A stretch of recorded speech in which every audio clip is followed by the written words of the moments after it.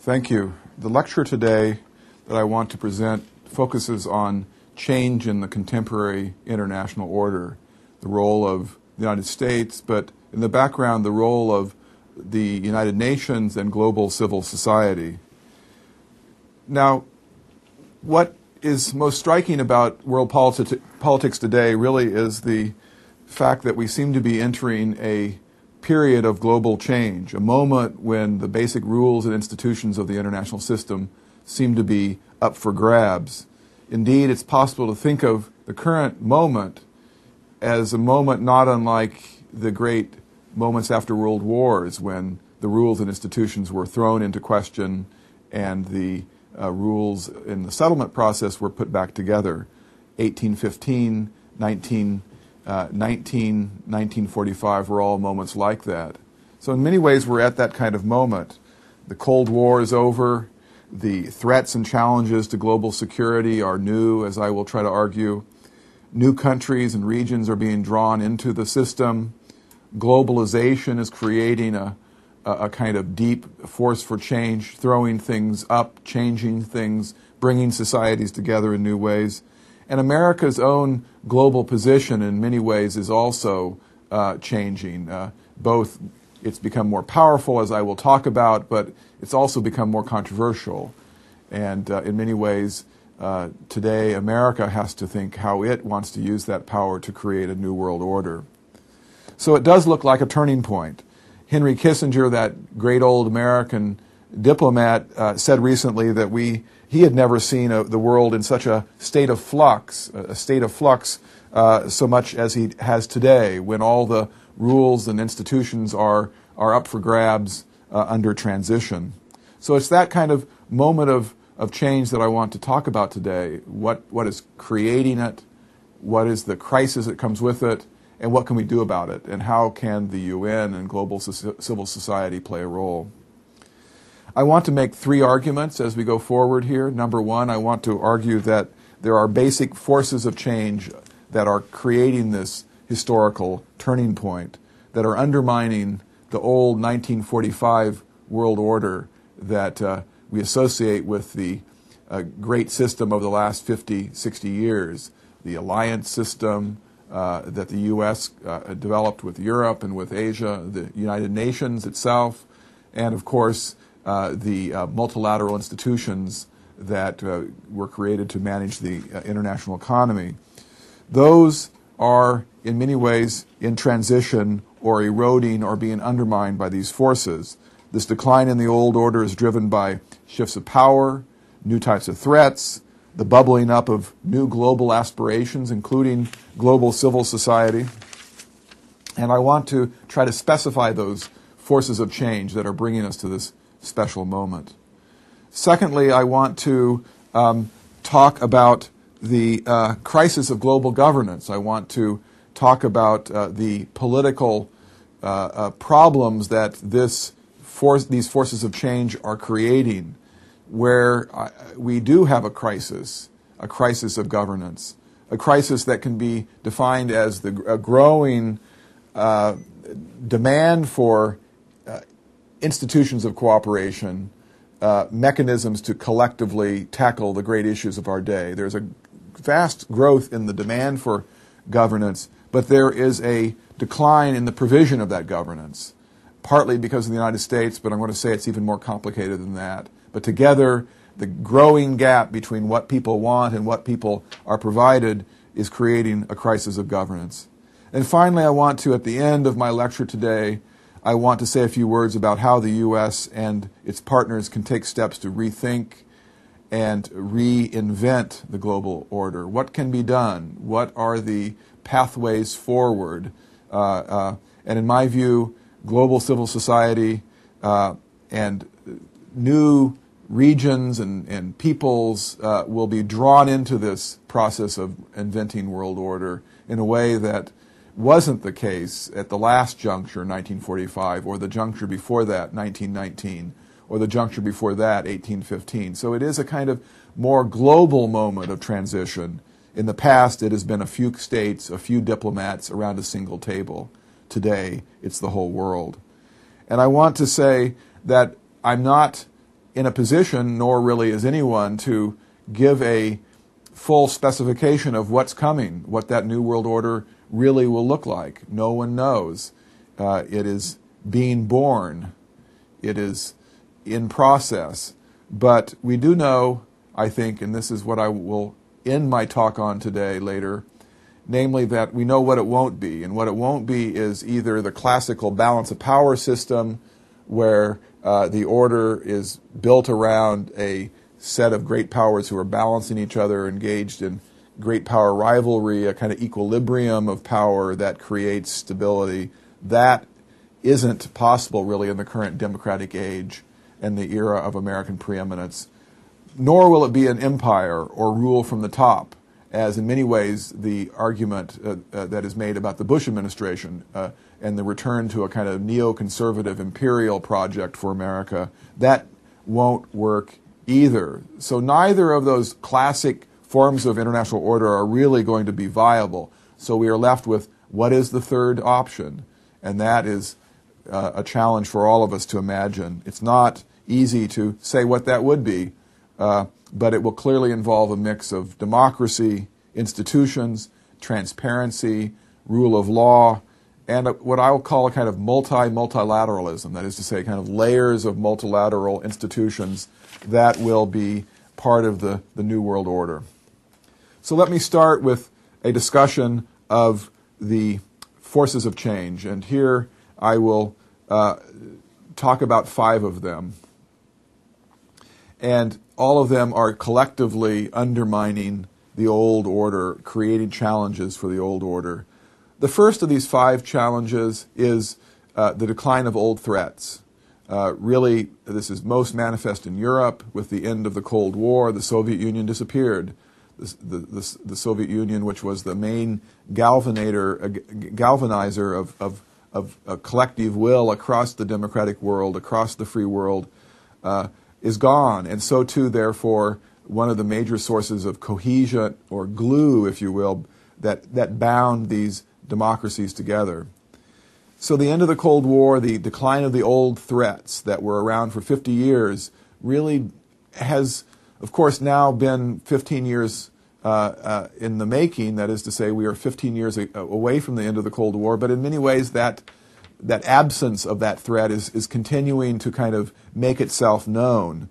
And of course, there are specific questions that are thrown up by the end of the Cold War. What will be the future of NATO? What will be the future of the alliances in East Asia, the bilateral alliances? How do we rethink the coherence of this free world system? How do we think about our basic identities when we're no longer held together by being commonly against an external threat? All of this is making it more difficult to work together, to cooperate, to see ourselves as involved in a single project.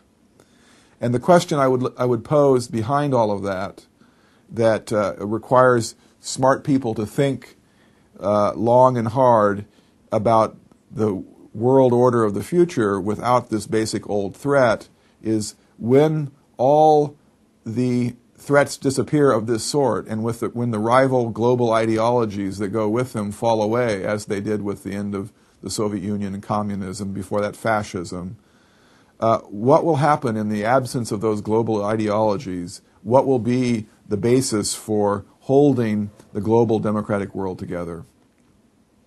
Big issue. That's the first big force of change that has ended and created new uncertainties. The second change is what I would call the rise of new threats. This was revealed all too painfully for the United States on September 11th. What is the new threat, the new type of threat? Well, it's these non-state groups or gangs, really, of people who threaten to acquire violence capability and unleash it on civilization. You might call this the privatization of war, and this is new and it's revolutionary. The world has never really seen it before. Previously, only a few states could acquire violence technologies that were of sufficient magnitude to inflict that force on the outside world. It would require big governments undertaking massive mobilization projects. Now we have the prospect, looking forward, of a few individuals who are not governments, scattered around the world in places we don't really know and can't really identify, who would be or are able to acquire violence capability to destroy cities, to kill hundreds of thousands of people, perhaps millions. This is a new and disturbing reality. Fewer and fewer people can acquire greater and greater violence capability, and we don't know what to do about it. It's rattling the world. Robert Cooper, the British diplomat, in a book that he wrote recently, said that the number of people who committed the violence of 9/11 constituted 0.000016% of humankind. A tiny number of people, dozens, not even hundreds really, were behind that. It will only get worse, and the technologies they will have will be much more frightening, not just driving airplanes into buildings, but biological, chemical, and perhaps even nuclear capabilities. So this is something that is a problem that will never really go away. It will require us to rethink the global order, how we cooperate, how we monitor, how we enforce, how we sanction, and how we think about territory and people and political upheaval that generates the kind of hatred behind this kind of violence. But the implication of this privatization of war needs to be reflected upon, and it's something that, because it's so new and revolutionary, we're really only beginning to kind of scratch the surface and see what's going on here and what it all means. But the implication is that new threats increasingly come from societies, not from states. The individuals who are behind international terrorism, who would seek to acquire violence capability from states, are private transnational groups. They exist in societies. They themselves are not states. And this is new and it's disturbing. Robert Wright, the journalist, captures the new reality. In his words, in the modern world, intense hatreds are self-organizing and self-empowering. Information technologies make it easy for hateful people to coalesce and execute attacks. And these same technologies can also help spread hatred. That's why opponents of the Iraq War so feared its effects on Muslim sentiment. The key here, as Robert Wright says, quote, all the technological trends that are making hatred more lethal. Let me repeat that. Making hatred more lethal, not just in communications, but in biotechnology and other realms, will continue for the long time. A sound strategy for fighting terrorism in this environment will require extreme creativity. So this is new. The increasing lethality of hatred, even if we think that there aren't any more people around the world that are hateful and vengeful and who would like to inflict harm on others, if that hasn't really increased, even if it's decreased, all you need to remember to make you worry is that those few individuals, rising, declining, or otherwise, increasingly in the future will have, if they are determined and capable, at their disposal pathogens, technologies that can kill innocent civilians on a large scale. What are the implications of this privatization of war and the rise of society-driven threats? Number one, it's less detectable. It's easier. These people and their technologies are more easily hidden transnationally and embedded in Western societies. They aren't just in the Middle East. They can be anywhere. The terrorists behind 9/11 lived in Europe. They were not even originally from the Middle East. Secondly, groups are not deterrable. They either are willing to die for their cause, they're suicide violence peddlers, or they are not detectable. They don't have a home address. You don't know where to go after them. They don't occupy a state. They are mobile. So they are less deterrable. They either are willing to die for the cause or they can't be seen. Thirdly, they have non-traditional motives that are less understandable to us. We understood Hitler. We understood perhaps the Japanese imperial army. We understood the Soviet Union, the great power wielders of the past who sought to extend their power across territory, were in some sense remarkably straightforward given the comparison with today's violence peddlers. They are not as easily to understand, those who are suicide bombers and international terrorists. New motivations, not just political but religious, civilizational hatred, and therefore less able to be bargained with. And so all of this is pointing a very disturbing picture of the problem of terrorism and the privatization of war. One final point about this, in reference really to my own government's war on terrorism, which has taken this insight and gone beyond really what many other people would think in terms of organizing American national security around going after terrorists, fighting the war on terrorism. My concluding point on this is that this problem and this way of approaching the problem is probably in the end misguided. This for two reasons. Number one, terrorism itself is a tool. It's not the threat. The threat is not terrorism. The threat is what is behind it. To say that terrorism is the threat is like President Roosevelt in World War II saying that it's the blitzkrieg that is the threat. We launch a war on the German blitzkrieg, but it wasn't the blitzkrieg. That was a technology. It was behind it was Germany, and behind it was Hitler. Behind it was a political idea. So too with the current threat of violence. It's not the violence tool. It's the political, social, ideological, religious groupings that are behind it. To talk about a war on terrorism in many ways is to forget to ask the more important question, which is, why is it happening? What are the sources of this type of violence? That I'm not going to go into in any detail today, but I'm simply saying that when we ask about the implications of the privatization of war and what we can do about it, we need to ask what are the wielders of this violence capability really interested in? What are their motives? Who are they? What do they want?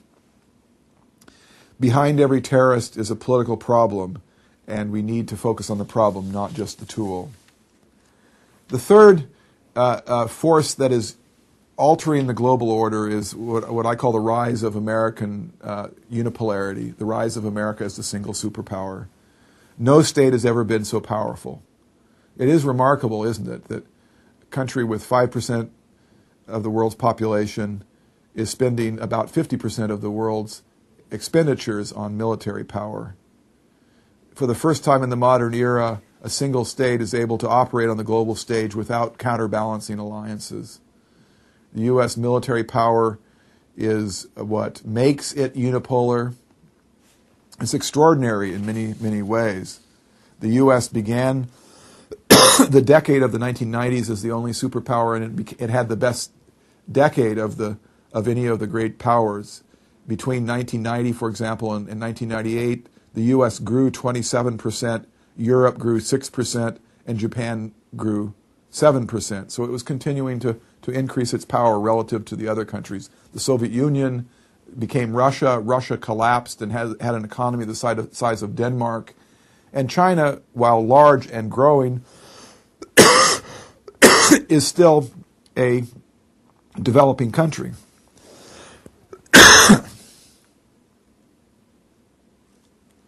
So the military dominance is quite striking.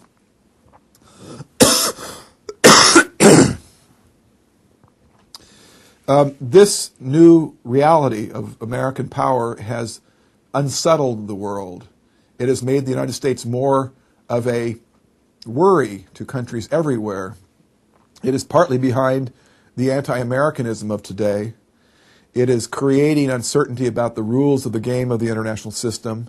It's making it interesting and even possible for countries as far away as Germany, Spain, Brazil, and Korea to incorporate resistance to or standing up to America as part of presidential campaigns. So the politics of American power is what I am suggesting is in play here in a new way. The end of the Cold War eliminated the other great power. The other major countries that had been so-called great powers have been weakened in Europe and Japan and Asia. And so America looks more powerful. It's the largest state on the block. And the people, as I said, are worrying. Indeed, much of the world worries about a transformation in the international order from a hegemonic order where the U.S. plays a benign role as a kind of liberal provider of liberal order built around multilateralism, alliances, strategic restraint, cooperative security institutions, to hegemonic order organized around imperial power, that is to say, power built around unilateralism, coercive domination, reduced commitment to the rules of the game. The result appears to be a growing rift even between the United States and many of its closest partners in Western Europe, for example, Korea, other countries around the world. Between the U.S. and Europe, there seems to be a basic difference between a European commitment to liberal multilateralism, rule of law, the United Nations, and the U.S., which seems to be moving away from it, seeking greater autonomy, trying to unilaterally get what it wants. But it's even more of a profound transformation than that, I would argue. It's not simply the U.S. getting more powerful. It's in many ways a transformation in the basic logic of the international order. And let me just say a word about this. I want to try to make a big, sweeping argument. For many, many centuries, the global system has been built on what I would call the Westphalian logic. The Westphalian logic. That is to say, a logic built around two elements.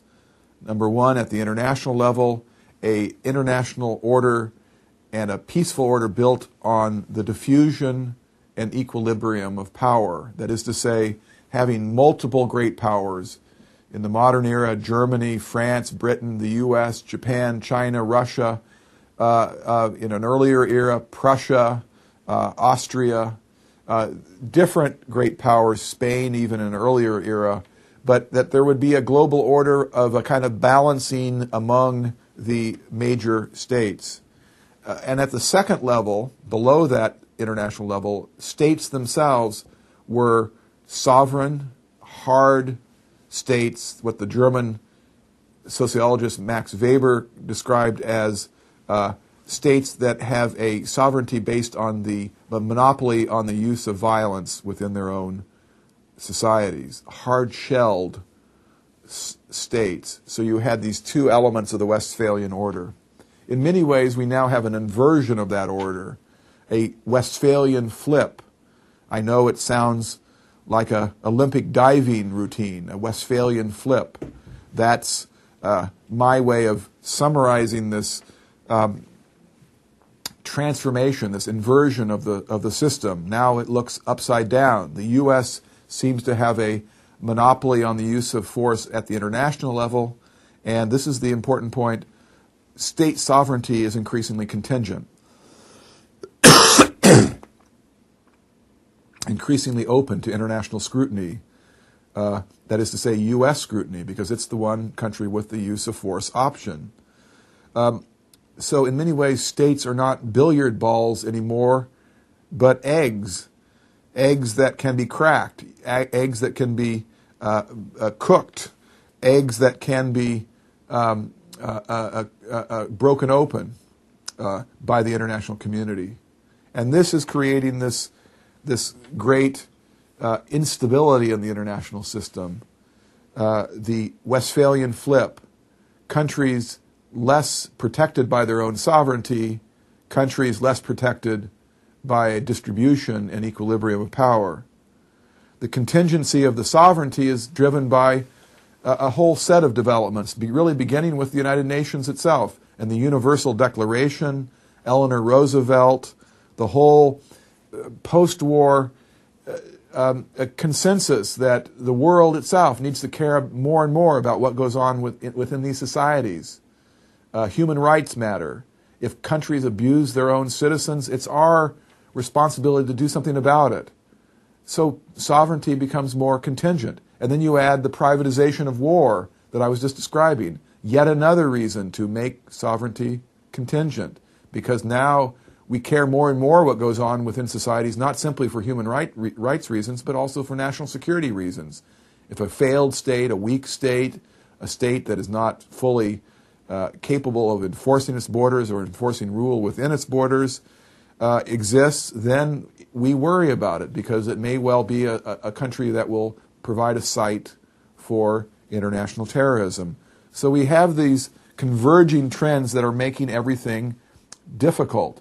Westphalian flip, it's a little bit like a town that for all these centuries was a town organized around multiple neighborhoods, each having its own police district, its own neighborhood watch, its own security forces. A town that then overnight turns into a town that has a single sheriff and no locks on the doors. People who own their homes do not know whether that sheriff will come in or not. That sheriff is not elected. The sheriff is not scrutinized by a community council. There's no election, no accountability. But that sheriff is saying to the world, and to the community in this case, trust me, I will protect you. And I will, because of the new types of threats and the new norms of our community about human rights, I am able to go into any house at any time without knocking and do what I want. And if there is a potential crime that will be committed, I can arrest the person before the crime is committed. We call that preemption.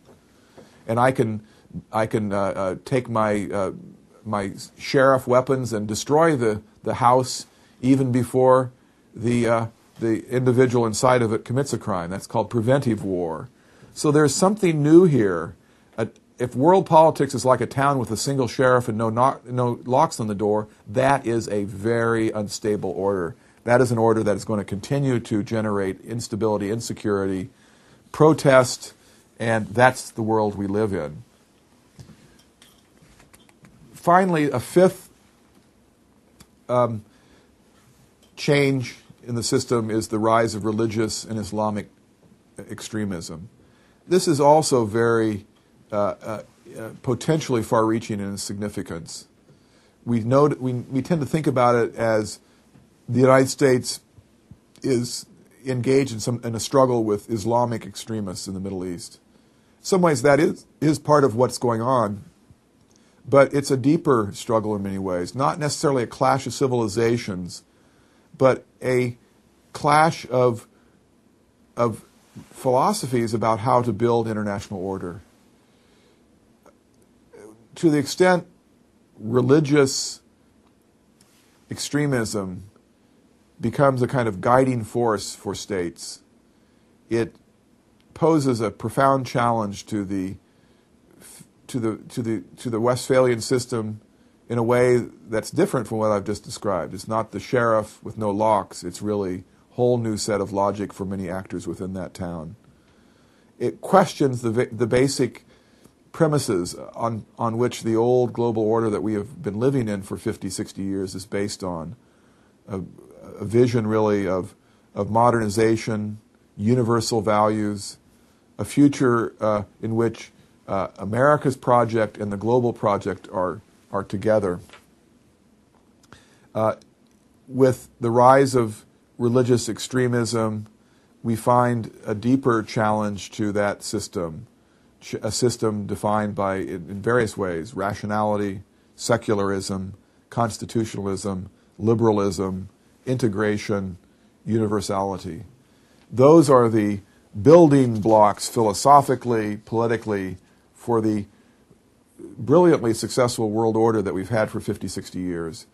The question I'm posing with this fifth and final force for change is how far-reaching is the movement away from this Western secular modernist vision around the world? Only time will tell, but it's clearly percolating up in a way that is forcing us to rethink the basic order.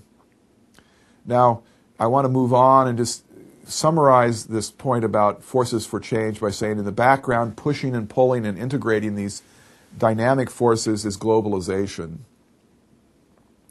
Revolution in technology, in communication, in transportation, in computers, creating forces for integration of markets, societies, and people.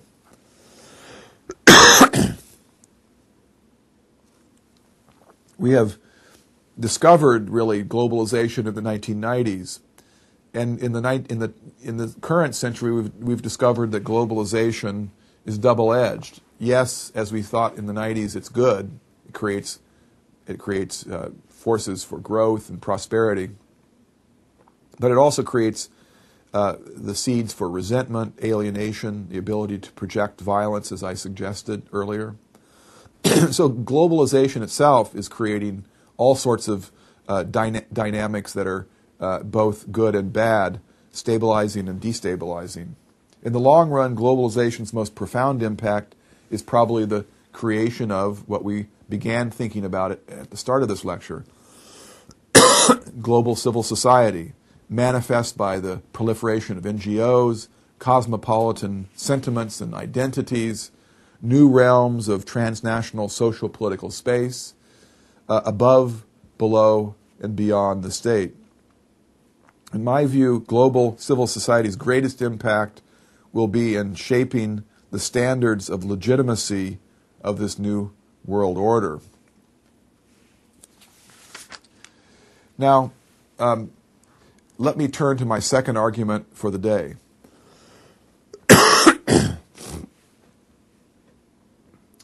And that is that those changes that I've just discussed are creating, at the level of politics among nations, a crisis of governance. In the 1970s, there was a big debate in the advanced industrial countries about whether the kind of socioeconomic changes could be governed and coped with by modern governments. And we called it the crisis of governability. In many ways today, the crisis of governability has gone global. It's really not in states, but it's between them. It's striking, if you look around the world at the multiple international institutions, they all seem to have been weakened. They seem to be less than what they used to be.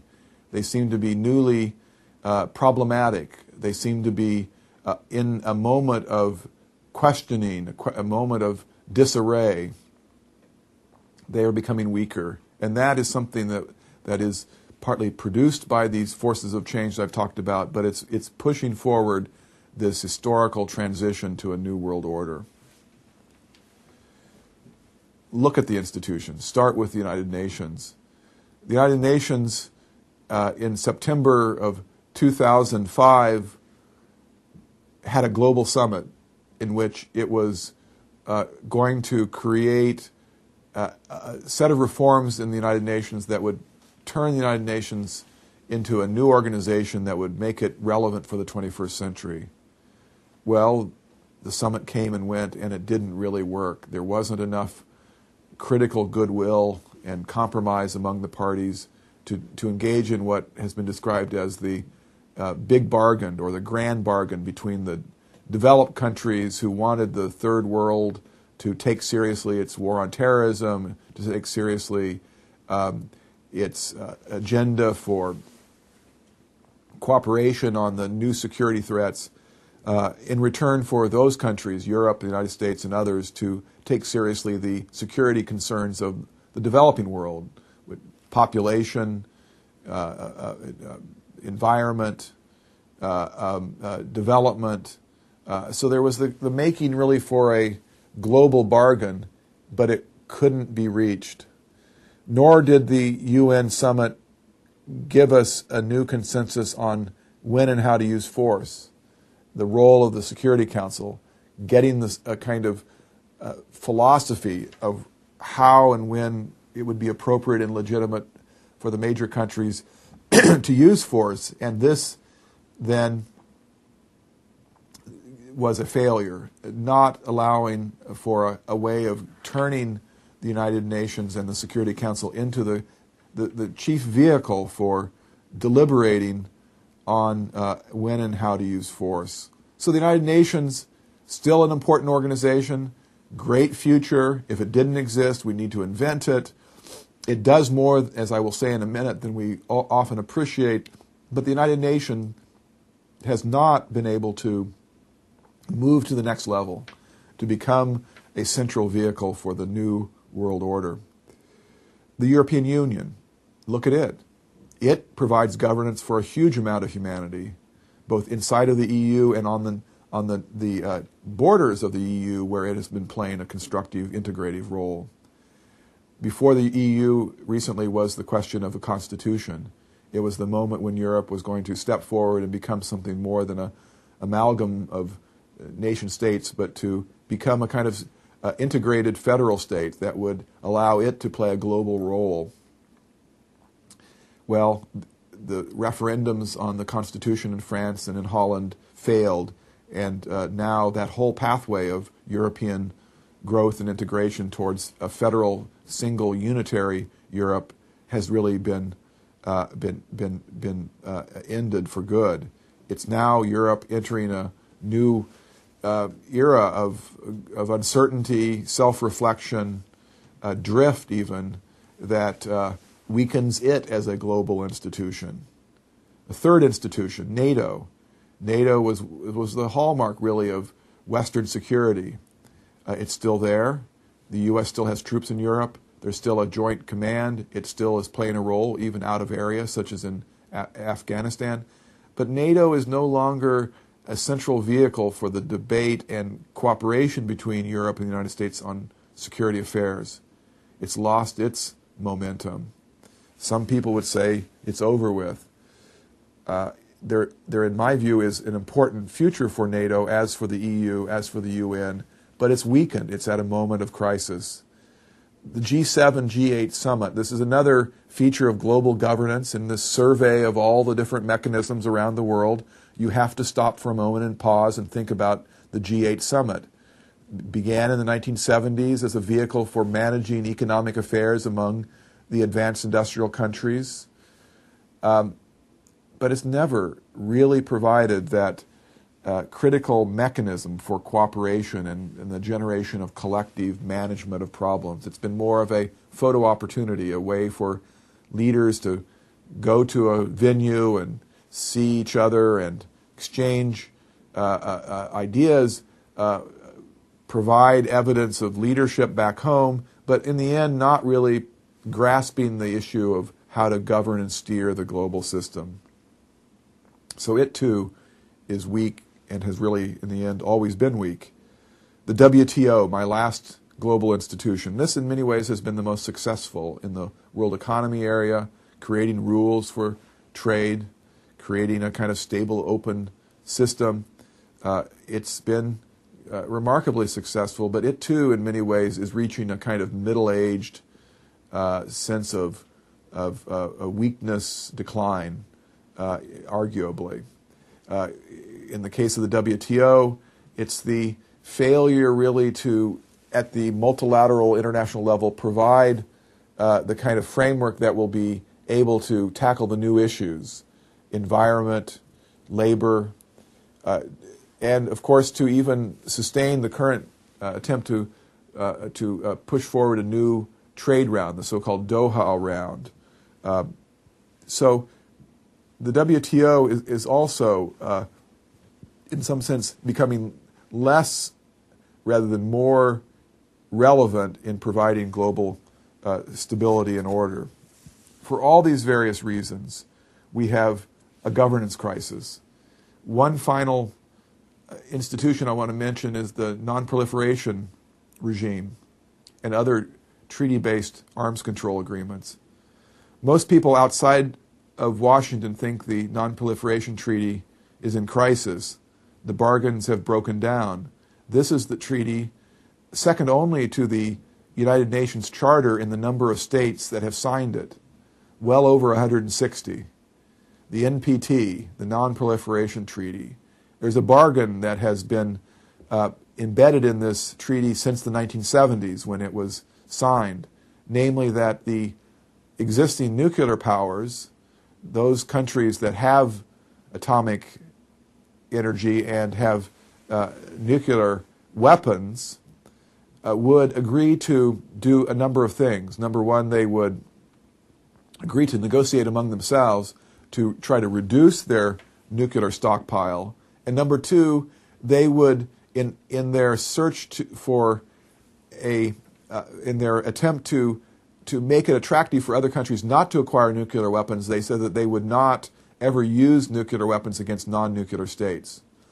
And in return, those non-nuclear states that signed the treaty would get access to atomic energy for civilian electrical and other purposes of power generation, but would not go into the business of trying to use their civilian nuclear programs and turn them into weapons programs. We are on the verge of a whole new era of proliferation when countries, North Korea, Iran, other countries, Egypt, are if the right, or if in many ways the wrong security environment were to emerge, we will see the world in a much more worrisome state with the proliferation of nuclear weapons. And the only thing stopping it is the NPT.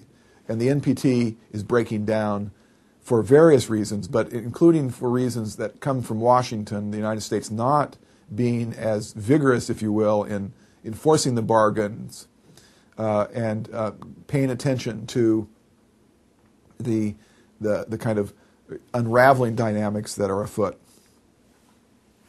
So we've got a crisis of governance, and I want to simply say that there are lots of reasons why we seem to be at this juncture of crisis. The underlying forces I've talked about, but also the problems that come from trying to build international governance. Governance means building authority and rules at the international level, creating realms of competence, institutions above the nation state. This is not easy.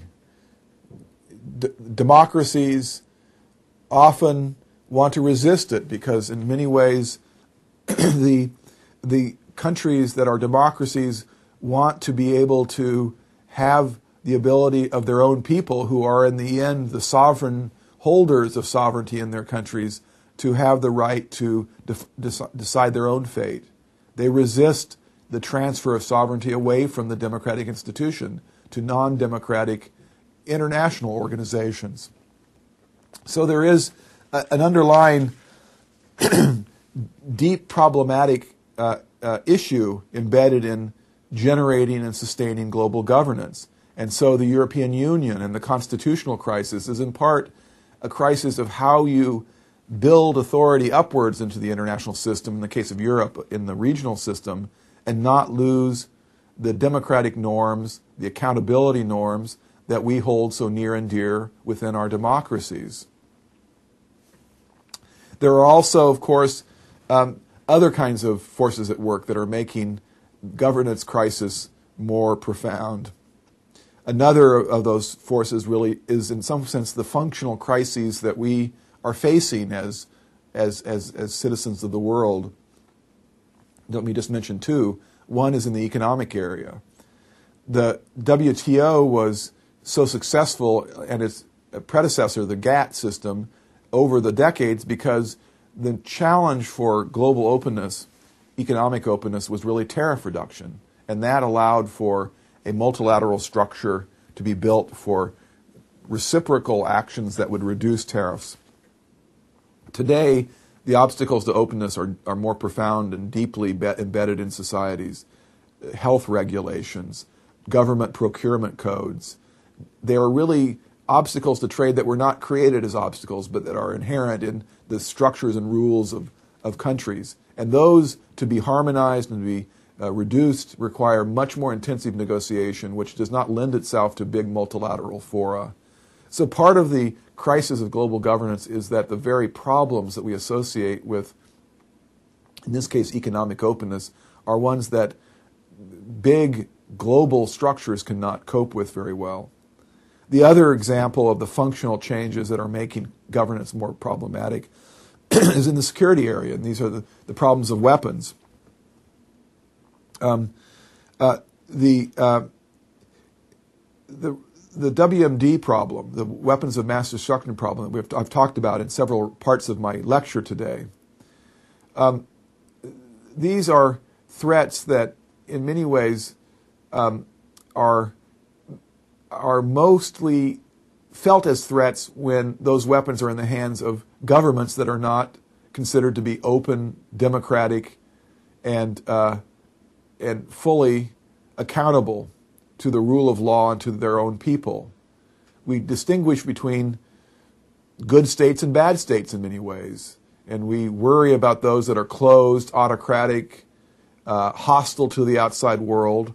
Those countries, when they have within their system WMD, we worry more about it than if countries that are more predictable, accountable, rule-based have those weapons.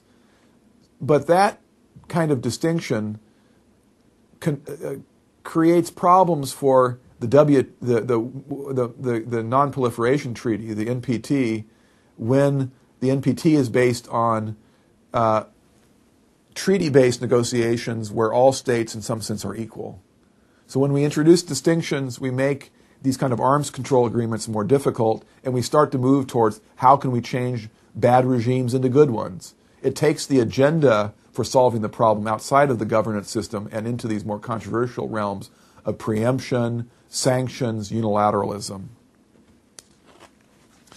Finally, having talked about the forces for change and talked about the crisis of global governance, how it's manifest and perhaps why it's manifest, what can we do to reinvent the global order? I've talked more about the problems and the solutions, and the overall tone of my lecture today has been rather bleak. It's not been a happy, optimistic discussion. Indeed, it's not going to be easy to create new rules and institutions. The old moments of change, 1648, 1713, 1815, 1919, 1945, were all much easier in some sense, simply because what needed to be done and who needed to do it was easier to identify and execute. Today, it's going to be more difficult because you have more people, more issues, more difficulties in thinking about what the mechanisms and what the solutions are. I would simply end by saying we need to work in a very determined way at many different levels, that short of a crisis that breaks the system into something that is not recognizable, a financial crisis or massive terrorism that turns everything upside down, we're going to have to work with what we have and start working at multiple levels. At the United Nations, I've talked about the crisis and the inability of the summit to make the grand bargain. You've got to keep working at it. You've got to find ways for the United Nations to become more relevant, building on all the great things it actually does today. Peacekeeping, peace-making, conflict prevention capabilities. The UN is much better than its reputation would suggest.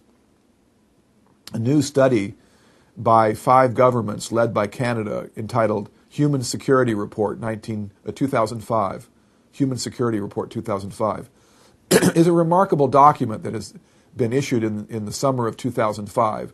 It's the most comprehensive survey of all the trends in global violence, civil wars, genocide, violence against women, wars, general wars, battle deaths. It has all the data on violence. And it has a remarkable conclusion that there's been a general decline since the end of the Cold War in those numbers of wars, in those numbers of genocides, those numbers of civil wars, those number of successionist struggles. There have been more resolutions of crises, then the outbreak of new crises. This is all positive.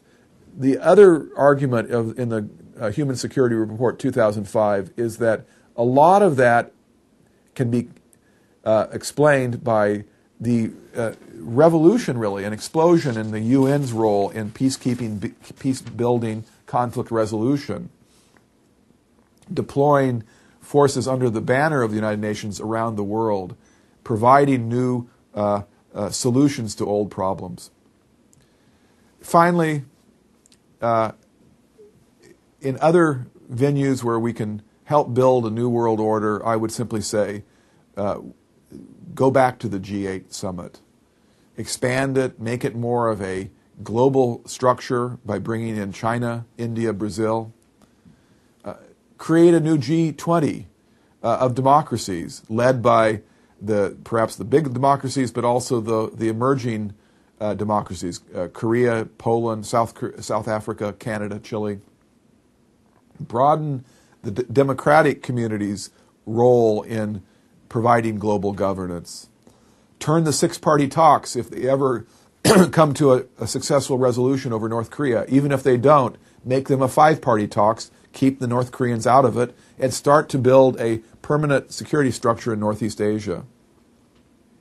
There are many other proposals on the table, but the general idea is clear: to work at all levels, regional, global, security, economic, political, keep the UN focused in it, and keep making the case, and this is really my final point, making the case to the powerful countries of the world that they too have an interest in building an international order that is legitimate and widely acceptable, that they are powerful, but they too have an interest in a global order after the crisis, after the revolution, after the breakdown, a global order that is legitimate, based on the rule of law, and that is making the gap between the problems and therefore the demand for cooperation and the supply of cooperation much more congruent. Right now the gap is getting bigger, and that creates dangers.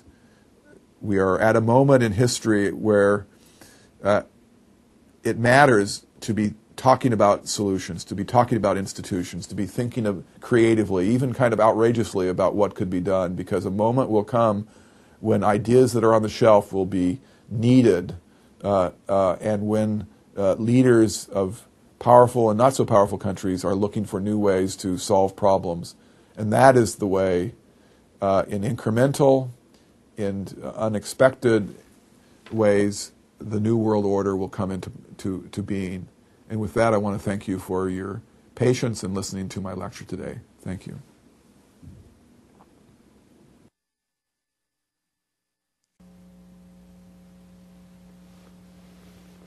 I'm Takashi Noguchi, teaching at Chuo University, Tokyo. Today I give a lecture at Kyunhee University on the subject, the United Nations and the World Order. My lecture consists of three parts. First part is about the three roles of the United Nations. Second part, I discuss the three versions of global covenant. Three principal authors of global governance have published a book each, and then I discuss these three versions of global governance. Third part, I discuss the future prospect of global governance, centering on the role of the United Nations at a time of transition, at a time of historical juncture of major transition, which seems to be coming in 20, 50 years' time from now. Now, back to the first part, three roles of the United Nations. As is quite well known, the United Nations plays many multiple roles. First role, which is very important, is nurturing norms and inculcating values, and then framing the rules, how people interact with each other, how people help each other. This is called norms and values. And then this is the starting point of the United Nations. because afterwards the United Nations started as an organization to fight against fascism, to fight against colonialism. And then came the United Nations Charter, in which the following values are deemed most important, which includes freedom, democracy, equality, human rights, and now more recently anti-terrorism as well. And these set of norms and values and rules, how to nurture, how to maintain, how to frame, how to shape rules is one of the most important roles of the United Nations has been playing for the last 60 years. And people tend to forget about this, the importance of this role, always thinking that the United Nations should play a most important role in the area of peace and security. But in my view, the most important area where the United Nations has played most effectively is the first area, that is nurturing norms, inculcating values, and framing rules. For instance, the Beijing Conference on Women, held in Beijing in 1995, is a historic conference. The framing rules and norms and values concerning the status, roles, and of women worldwide. And then this has shaped the thinking of all the member countries to a great extent. Some countries go further, other countries may be somewhat slow in coming up with a good agenda as well as implementation. But the important thing is, in this area of norms, values, rules, the United Nations has been playing most effectively, most vigorously, and most consistently, most steadfast fashion. And of course, this is not only in the area of women, gender equality, but also global environment, and then peacekeeping, many other things.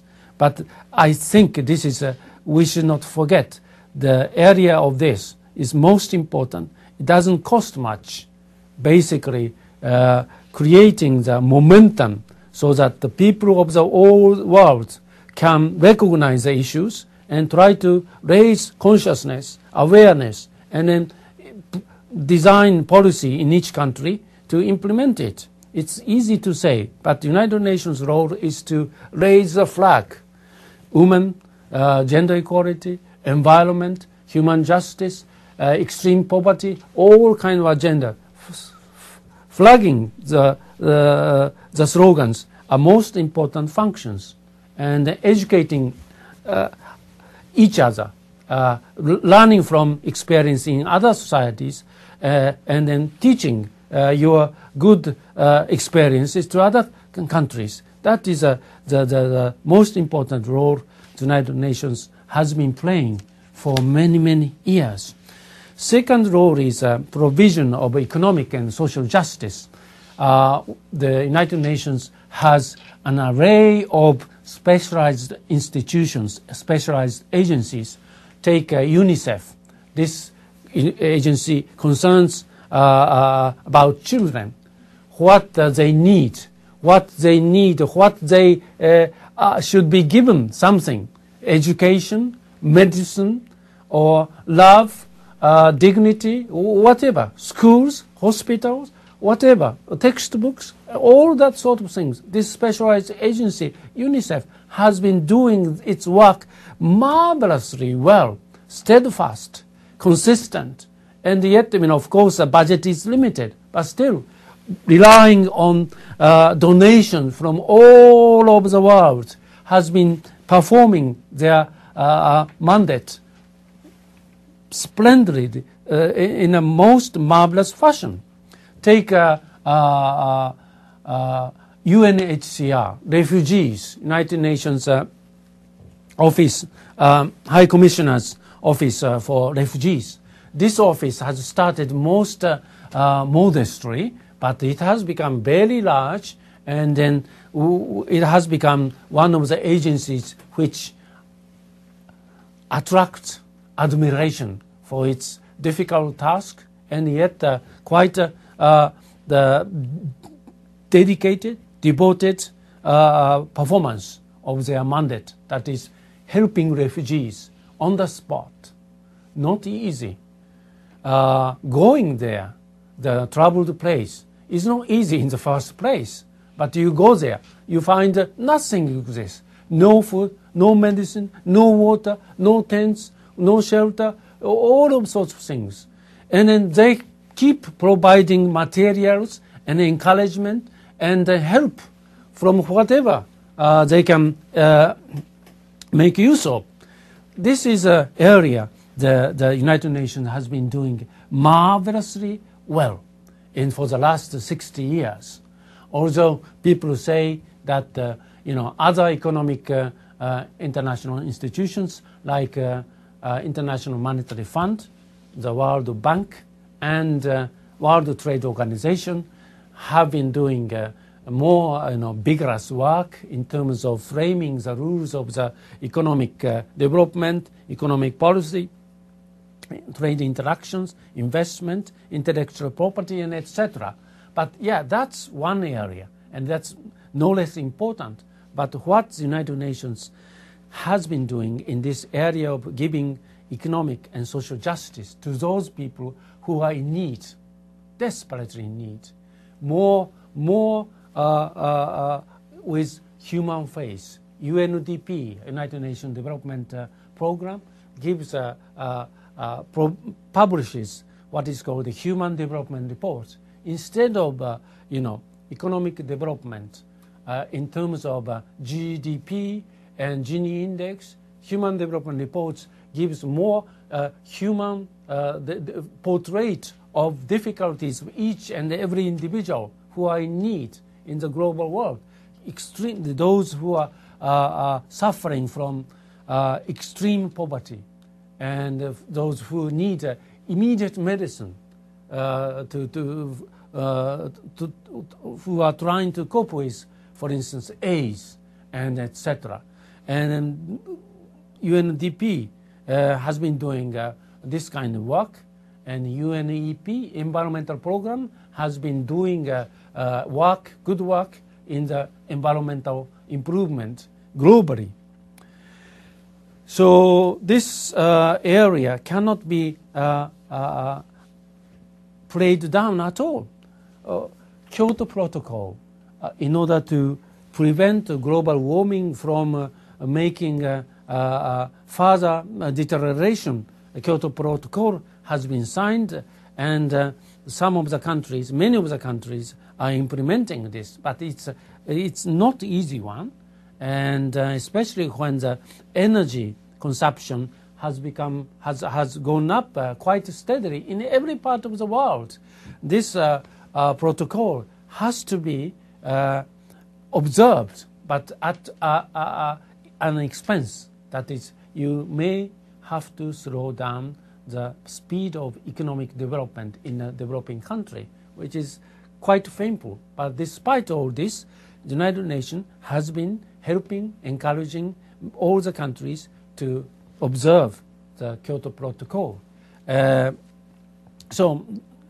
also education, food, nutrition, hygiene, all of them. WHO, World Health Organization, has been doing great work, the kind of work which the Florence Nightingale started in mid-19th century. The WHO has been doing its good work, very, very professionally, excellent work everywhere. When their work is necessary, they provide help, medicine, staff, and then also training medical doctors, nurses, etc. So all this area cannot be underestimated, especially when compared to the United Nations' role in peace and security. The last one is maintaining peace and security. Of course, the United Nations started as an organization, primarily as an organization to keep peace and security, learning from the failure in the Second World War. Somehow peace was broken, war broke out, and somehow in order to maintain peace and security, United Nations organization started, and then spirit is continuously kept, and that's why we have the Security Council, and where the major issues are discussed, and some of the issues with consent of 5 major powers, and then other non-permanent members of the Security Council sometimes make resolutions in the General Assembly, and sometimes take actions, military action. Most of the cases, however, the United Nations has been interested in making mediation between those in conflicts. The United Nations induces conflicting parties to talk table, and then when they are fighting, they stand between those parties in conflict, and then let the peace prevail first, at least for talks. And then after talks are materialized in the form of agreement, peace agreement, the United Nations helps those countries to build peace, and then start economic development and other matters which come only after the conflict is over. So this function is extremely important, but sometimes the United Nations role is sometimes misunderstood, that somehow maintaining peace and security is the most important. But my point is that world order cannot be maintained without taking care of the other 2 areas, norms, values, rules, as well as economic and social justice.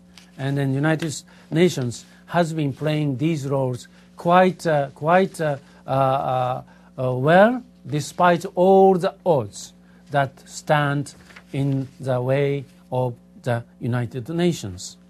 And that is basically the first part.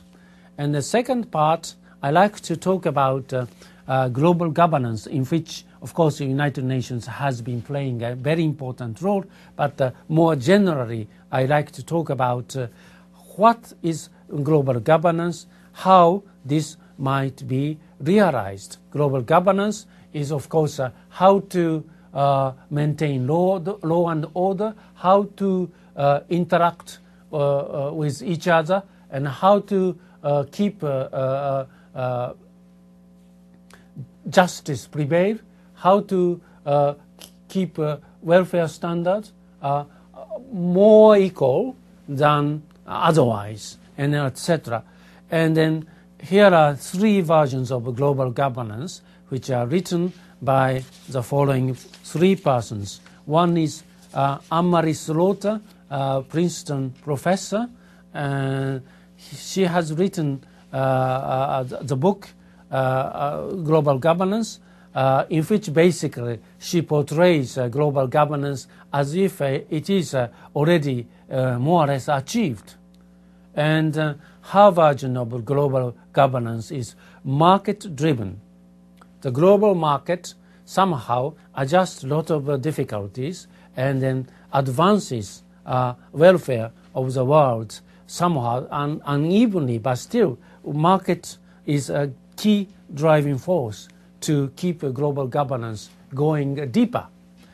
And sometimes, of course, in this version of market-driven global governance, the international institutions and member state governments play extremely important roles. Without the function of these institutions, international institutions, governmental agencies, and non-governmental groups, the coordination, cooperation among actors involved are sometimes very difficult. So she places enormous emphasis on the roles played by national agencies international institutions and non-governmental groups very much. Sometimes this version is called Washington Consensus, evolving around IMF, World Bank, and World Trade Organization. Sometimes the policy tenet is called neoliberalism,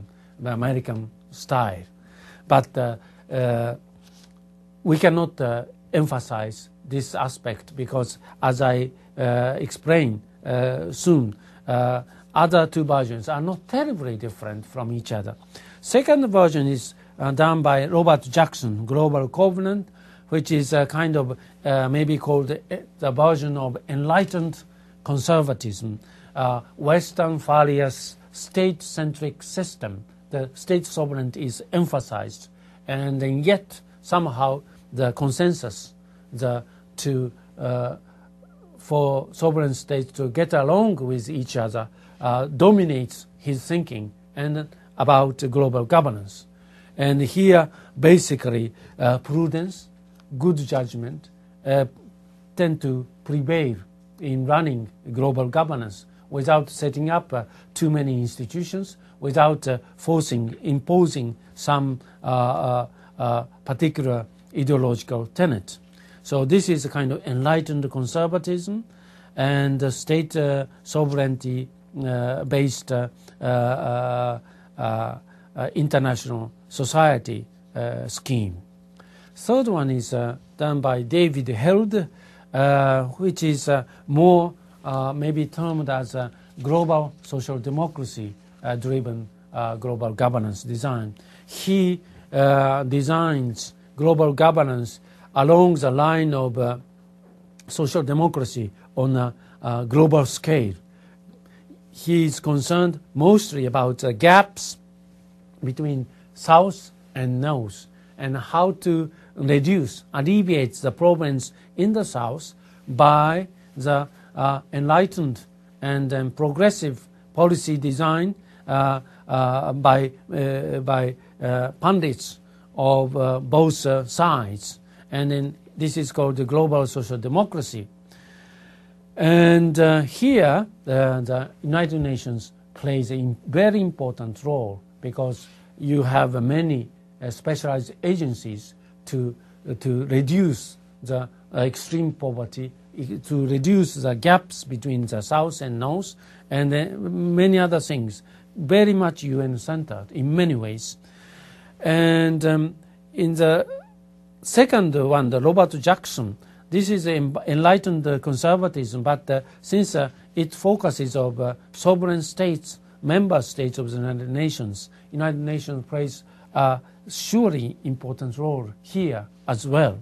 But in all, David Held places most important role to the United Nations, Robert Jackson second, Anne-Marie Slaughter third.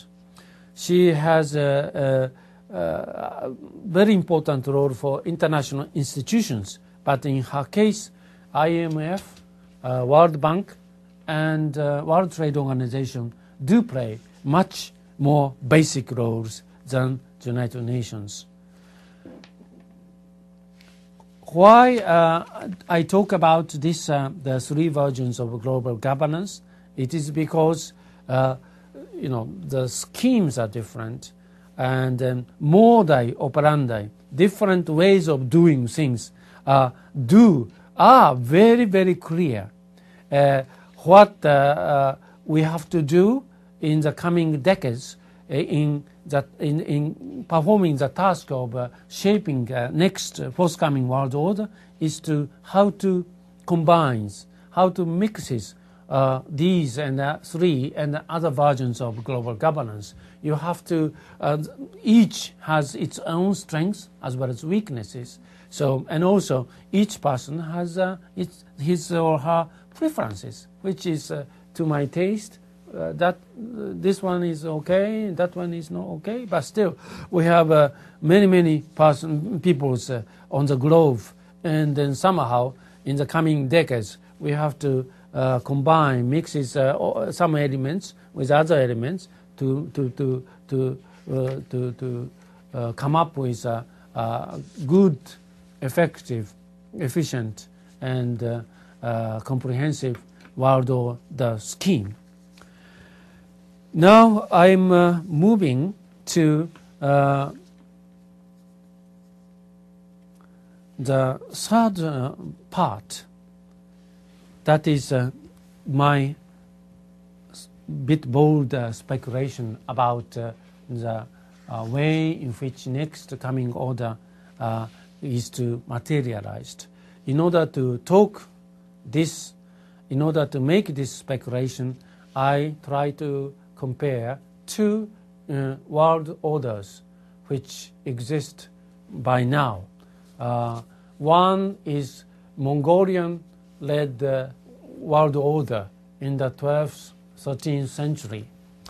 Mongols unified all the small territories and countries and kingdoms and chieftains territories into one in the 12th, 13th century.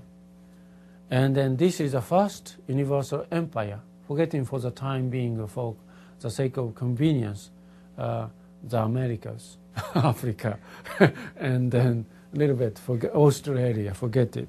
But this is the first universal empire we know up until today. And two things are very, very important for us to take note of. One is monetary arrangement. What the currency did they use in order to make commercial transactions? Second is military arrangement. How did they make conquest of other countries? Here, the picture is very, very clear. In terms of the currency, they issued military notes like tickets. As they marched into other territories, they issued military notes. You use without saying much more. So when the Mongols started to lose some of the military power, people in other territories started not to use these military notes. And then this is a very important sign. And that is something we also compare Mongols and the current American system. Militarily, what did the Mongols do? Basically, extremely advanced military technologies and warfare, that using horses and making best use of the instruments on which two legs can be you can stood on these instruments while you are on the horse back. These two instruments, I forgot the English name, but for the time being, this is very important. Unless you use these instruments, which would stabilize your movement, your body, while you are fighting, you cannot fight well. But Mongols made best use of these instruments while they are on horseback. And also they assembled troops massively, and then they raided the weakest part of the enemy. And then also they made best use of slaughtering people when they were defeated. Basically massacring people en masse without any exception. That gave quite a horror to those defeated, vanquished. And that was one of the ways to prolong the longevity of Mongol conquest. Now, these are quite simplistically the two major features of Mongol world order. You make best use of military conquest and military terror. The second, very selectively, not everywhere, because that would make the life after the war very difficult. There is nothing, no people, no materials, no harvest, food, etc. But that's not what they did. They did very selectively, so that other people can make a note of this. Unless we obey the Mongols, life would be just terrible. So terrorize them. That is first strategy. Second is currency, military notes. Without military notes backed up by gold, which nobody disputes about its value, just keep distributing military notes, issuing military notes. But the important thing is, if military backup erodes slowly, military notes start to lose its popularity. People start not to use military notes.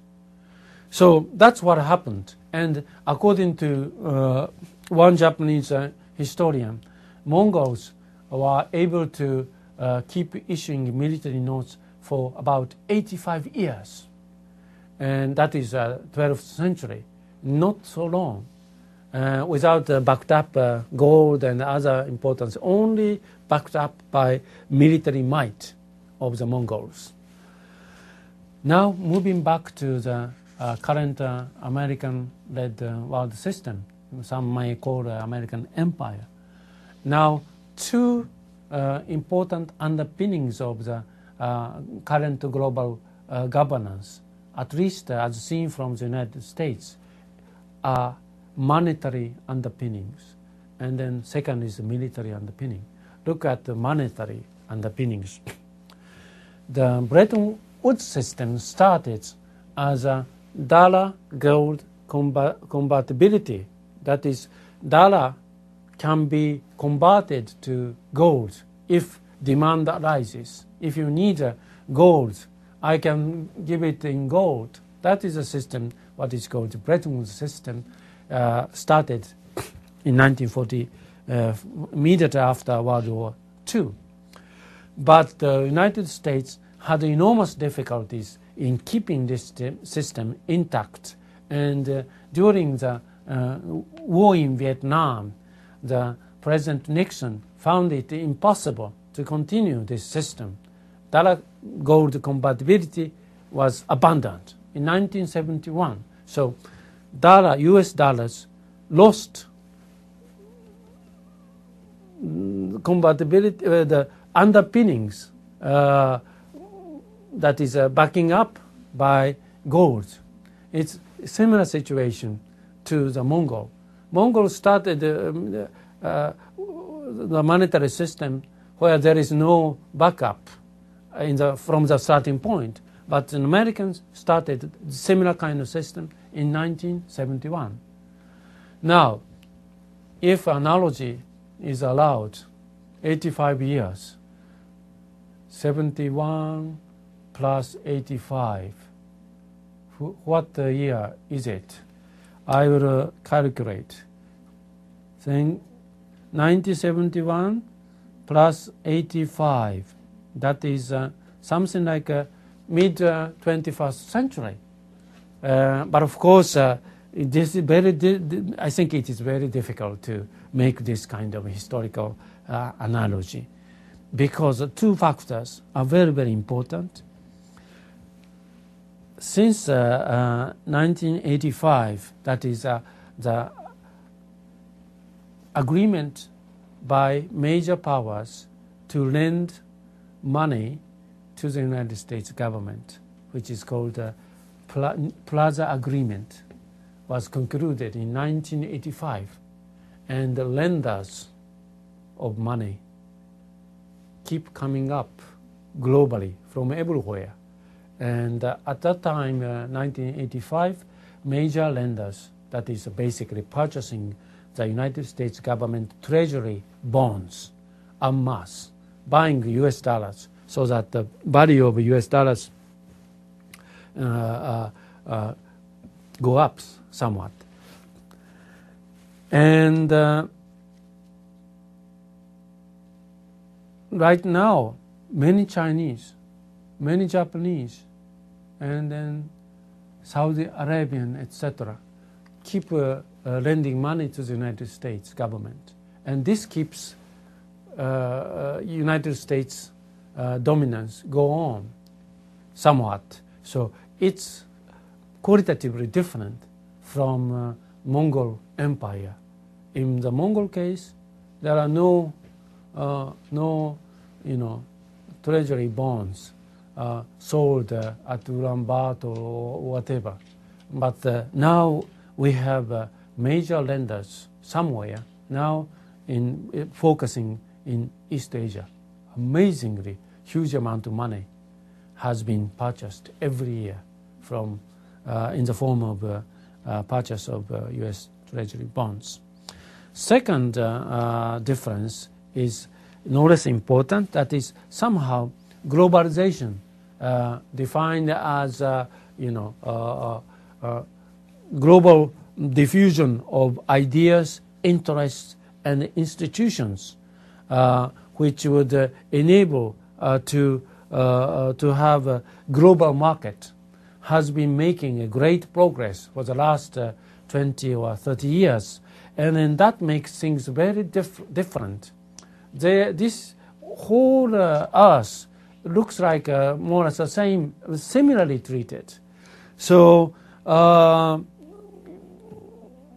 globalization makes enormous difference. Of course, at the time of Mongol Empire, you might as well say globalization at the level of technological standard at that time did make progress deeper and then wider at the time as well. But this time, really, authentically, global market is functioning, and somehow equalizing effects and then welfare beneficiary effects of globalization are visible. Of course, negative consequences of globalization are visible also. But here, the kind of organization like the United Nations has a great role to play. And I might add a third major difference. International institutions and non-governmental organizations all have become very, very pervasive and very important. And without thinking about their very critical roles to play in terms of making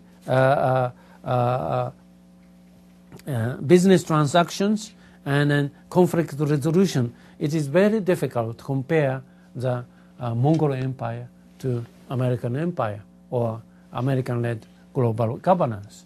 So what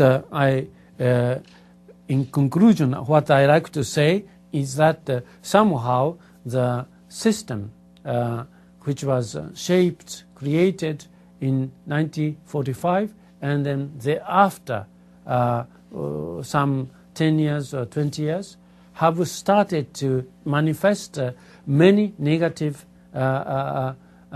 symptoms. Yet somehow this has to go for a while. It is very difficult to say how many years.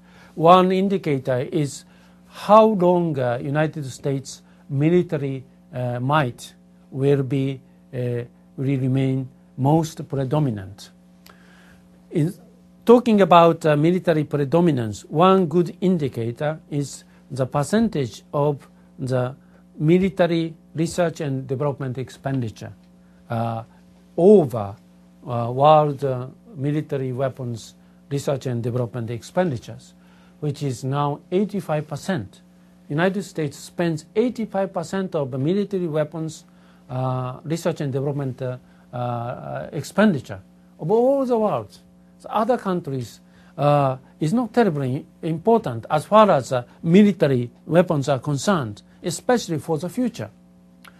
Military weapons innovation takes place in the cycle, with a cycle of 15 or 35 years.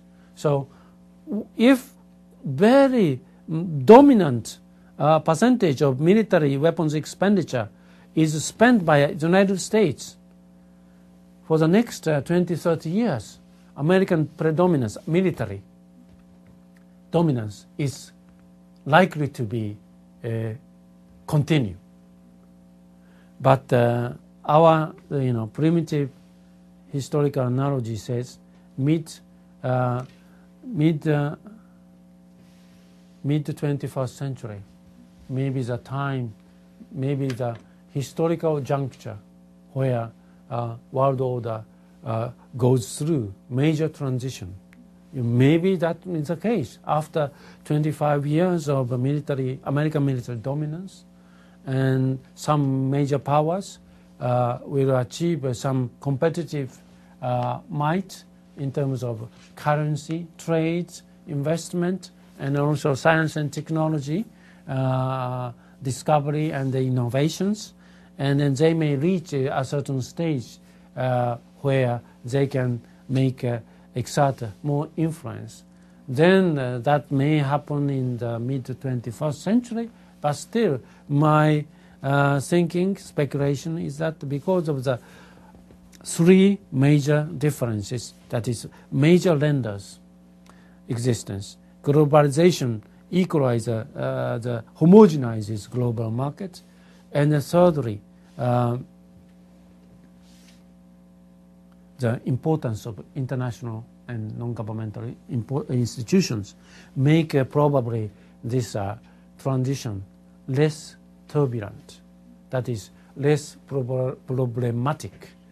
As we go back to the Anne-Marie Slaughter's global governance book, this looks like already global governance has been achieved fairly well. And then probably irrespective of the American military predominance or irrespective of the predominance of the United States dollars, probably transition will be at least not extremely violent, not so turbulent, and that is also maybe my wishful thinking. A wishful speculation, but compared to the Mongol Empire, American Empire, or American-led global governance, may make a transition in 30 years, 50 years' time, but that will not make a huge disturbance or turmoils global like World War I or World War II. And that ends my lecture. Thank you very much.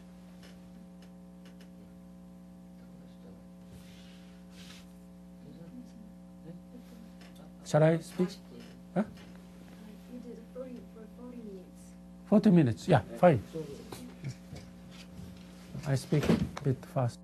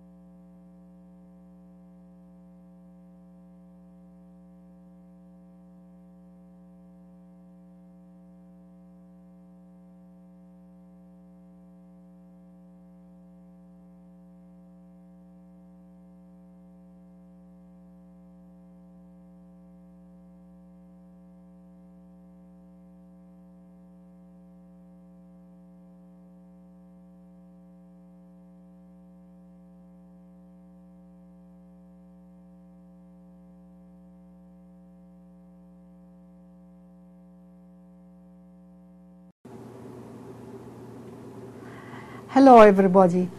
My name is Afaf Mahfouz, and I'm past president of the Conference of NGOs in consultative relationship with the United Nations, which is called Congo around the United Nations system. The Conference of NGOs is as old as the United Nations, or almost. We are going to talk today about the role of the United Nations and civil society. This paper is meant to be a discussion paper to stimulate ideas and thinking about our world from the vantage point of one, who's me, who has worked for many years with non-governmental organizations or NGOs, locally, nationally, and internationally, and in recent years, often on the fringes of the United Nations. It's no way comprehensive, but rather selective presentation touching upon a large and complex topic. The paper has the perspective of one educated and living in the North, France and the United States, and formed with lifelong relationships in Egypt and an identity in the developing world. It also had the perspective of a professor who worked with students from the four corners of the earth as an NGO activist in the North as well as in the South. Finally, it has the perspective of a psychoanalyst who deals with prejudice and individual trauma, and who knows that before we are members of any group, or while we are members of a group, we are first individuals with unique perspectives, hopes, losses, fears, and fantasies. We are interrelated and interdependent on a global scale without precedent. Building a new world order will have to embrace our global diversity, a diversity that becomes more and more apparent as the borders of states become porous and the world seems to shrink. We become exposed to new influences, challenges, and change.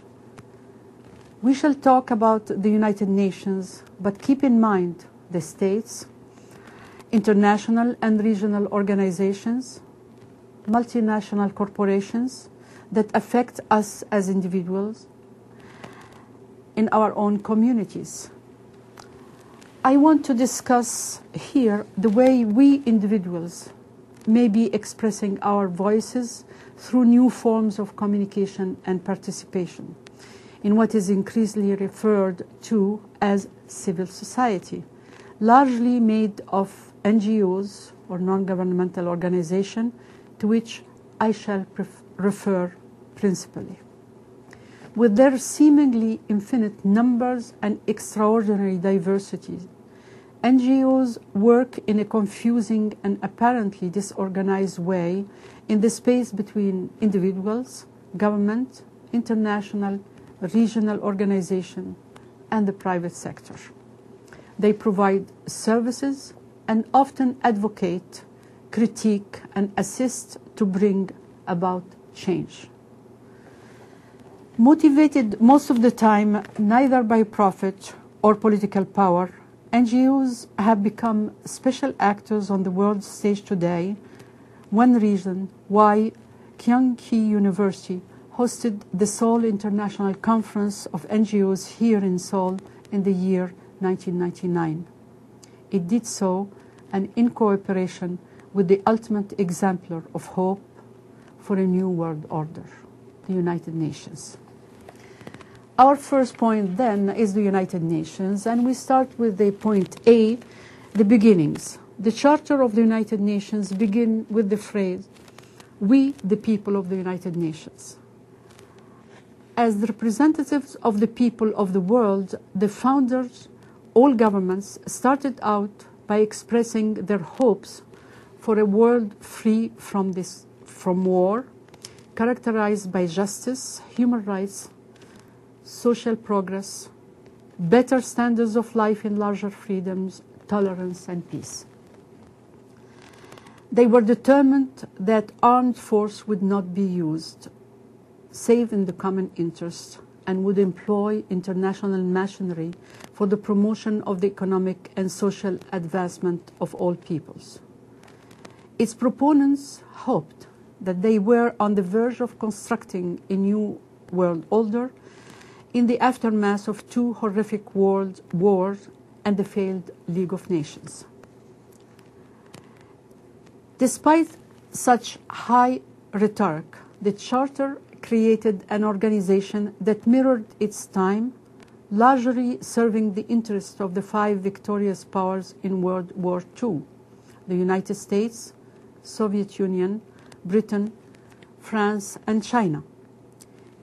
Each was given a veto over all decisions of the Security Council, the only UN body that could enforce its own resolutions. Its initial 51 members were mostly from the northern countries, much of the rest of the world referred to over the years as the less developed countries, the Third World, or the Global South, was under colonial rule. For years, the UN was a focus of great power rivalry and manipulation. A seat at the United Nations was coveted proof of a new state's existence and legitimacy in the family of nations. Although the Security Council was effectively controlled by the veto members, the United Nations General Assembly with all member states was open to wide participations. However, now a body with 191 members and no enforcement authority, the great powers can largely ignore it and other UN organs on important matters, even though debates in the General Assembly may have an effect on international public opinion. Some states that followed the lead of Yugoslavia, India, Indonesia, and Egypt in the 60s to form a group of non-aligned countries in the Cold War today participate in the group of 77 that seeks to strengthen the General Assembly. The second point here I wanted to talk about is peacemaking. No organization has worked more tirelessly than the UN to preserve and bring about peace. While its failure have gained headlines, there has been a dramatic decline in armed conflict. Most UN efforts at preventive diplomacy to prevent wars, peacemaking missions to end conflicts, peacekeeping operations to stop conflicts from restarting, and international sanction have been quite successful. These efforts have cost a tiny fraction of what wars would have cost and have prevented the devastation that would have mainly affected helpless women and children. My third point under the United Nations is the World Conferences and the Millennium Development Goal. The United Nations has always been the preeminent forum for discussion of global concerns. The form of organization of such discussions evolved over the years and ultimately led to a series of United Nations World Conferences, beginning with the UN Conferences on Environment and Development in 1990. These conferences will be counted as among the greatest accomplishments of the United Nations. I say this for many reasons. First, they focus thinking on major areas of human concern in a systematic manner, one by one. Second, they reach out beyond government officials to expert specialists worldwide and in part through the NGO forums frequently associated with them. They achieved a dialogue with the NGOs and broader elements of civil society. Third, they reached conclusion and prepared plans of action that were disseminated over the years to governments and to citizens at large, where they were studied, critiqued, and further disseminated. Many have become a benchmark of where the world should be. The list is familiar.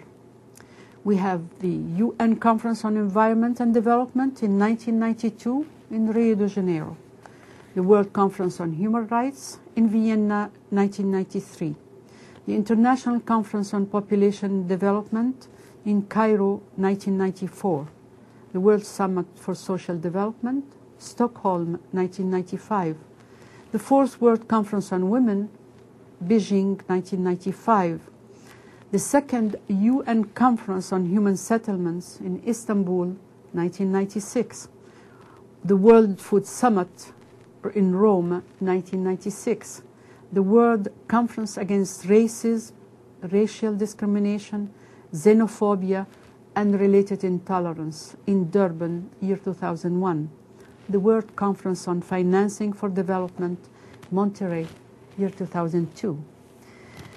The impact of these conferences is impossible to underestimate. One, many of the themes of the conference intersected, and so they were discussed more than once, gaining renewed emphasis when viewed from a new perspective. The consensus on the environment and the new consensus on women's empowerment are just two of many areas of discussion that have had revolutionary impact in many countries. Women coming together at the NGO Forum in Beijing in 1995 learned that they were not alone in their concerns. Women in neighboring countries usually had similar concerns, and these in turn were often shared by women in sub-region or an entire region. They went home to their countries transformed by the experience. I was one of them. Many felt empowered, able to cite the support of their sisters and the internationally agreed upon text in the Beijing Declaration and Program of Action. The impact percolated to cities, towns, and villages throughout the world. It was fantastic. 2, each conference had a 5-year follow-up conference or General Assembly meeting to assess the progress made by each country in meeting the goals set by the international community. Even governments that previously may not have treated women's concerns seriously were held accountable domestically to civil society in their own countries and internationally in the halls of the General Assembly. The cycle was repeated on the environment, in population, human rights, children, and the subject areas of other conferences. By the end of the 10-year cycle, the world community appeared to have reached a consensus on a set of goals at the United Nations when it hosted a Millennium NGO Forum. A month later, at the Millennium General Assembly, heads of state adopted a Millennium Declaration with goals for the world in the 21st century.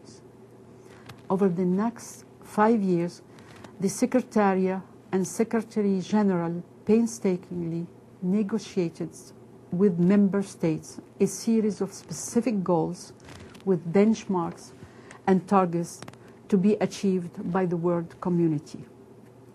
These objectives were said to have been embraced by heads of states attending the September year 2005 General Assembly meetings. D, it's a point which I entitle United Nations Under Siege. Yet, the United Nations is far from having achieved the influence its advocates may have wished, in part because it has a restricted capacity to the change. 3 critical areas. First, a Security Council controlled by powers that won a war 60 years ago. Second, an unwieldy General Assembly in which the smallest of states have votes equal to the largest. Third, a Secretary General who lacks the executive authority to make decisions and manage the organization and who is pressured from all sides for favor and influence. Furthermore, the UN is dominated more than ever by a single superpower, skeptical of multilateralism, and that's often unwilling to pay fully for either its basic budget or peace-related commitment that have been voted for. The indignity of a new U.S. ambassador tabling at the very last minute some 400 reservations to a text of the Millennium Development Goals just prior to September year 2005 General Assembly reflects these constraints, although ultimately most of the goals survived. Although much of the world bridles at American arrogance, the ground is fertile for detractors to challenge the United Nations. Political cronyism and sexism among staff, a rigid personnel system resistant to anything that will make staff accountable for the work they do, corruption at headquarters and the field have all been well documented. The year 2004 terrorist attack on the UN mission in Iraq raised questions of whether the UN could protect its own staff and whether the UN should have undertaken a mission resulting from an invasion it had not approved. Terrorists could see the UN as simply another part of the foreign invasion. Additional harm to its credibility has occurred in mismanagement of the Iraq oil for food program and rapes of civilians by UN peacekeepers in Africa. Calls for reform of the United Nations come from many quarters in the hope that the organization, created in the post-war World War II era, can respond to the needs of a vastly different globalized world in another century. Here I go to my second point, which is on other elements of our world order. And I start with the states. It's very important because the United Nations is an intergovernmental organization.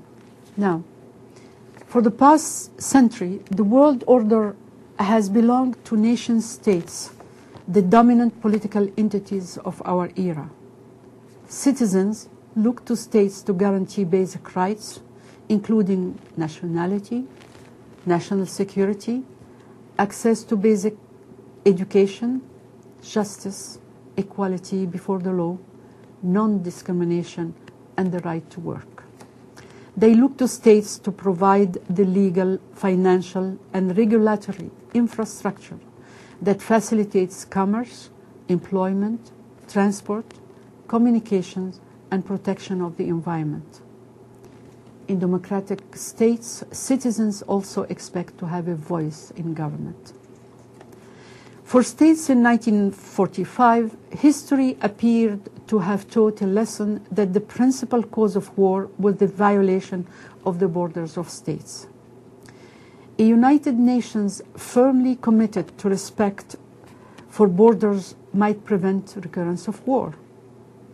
Not so curiously, in 1963, independent states of Africa, knowing that their borders were arbitrary creations drawn up in Europe, made sanctity of borders the bedrock of the Organization of African Unity.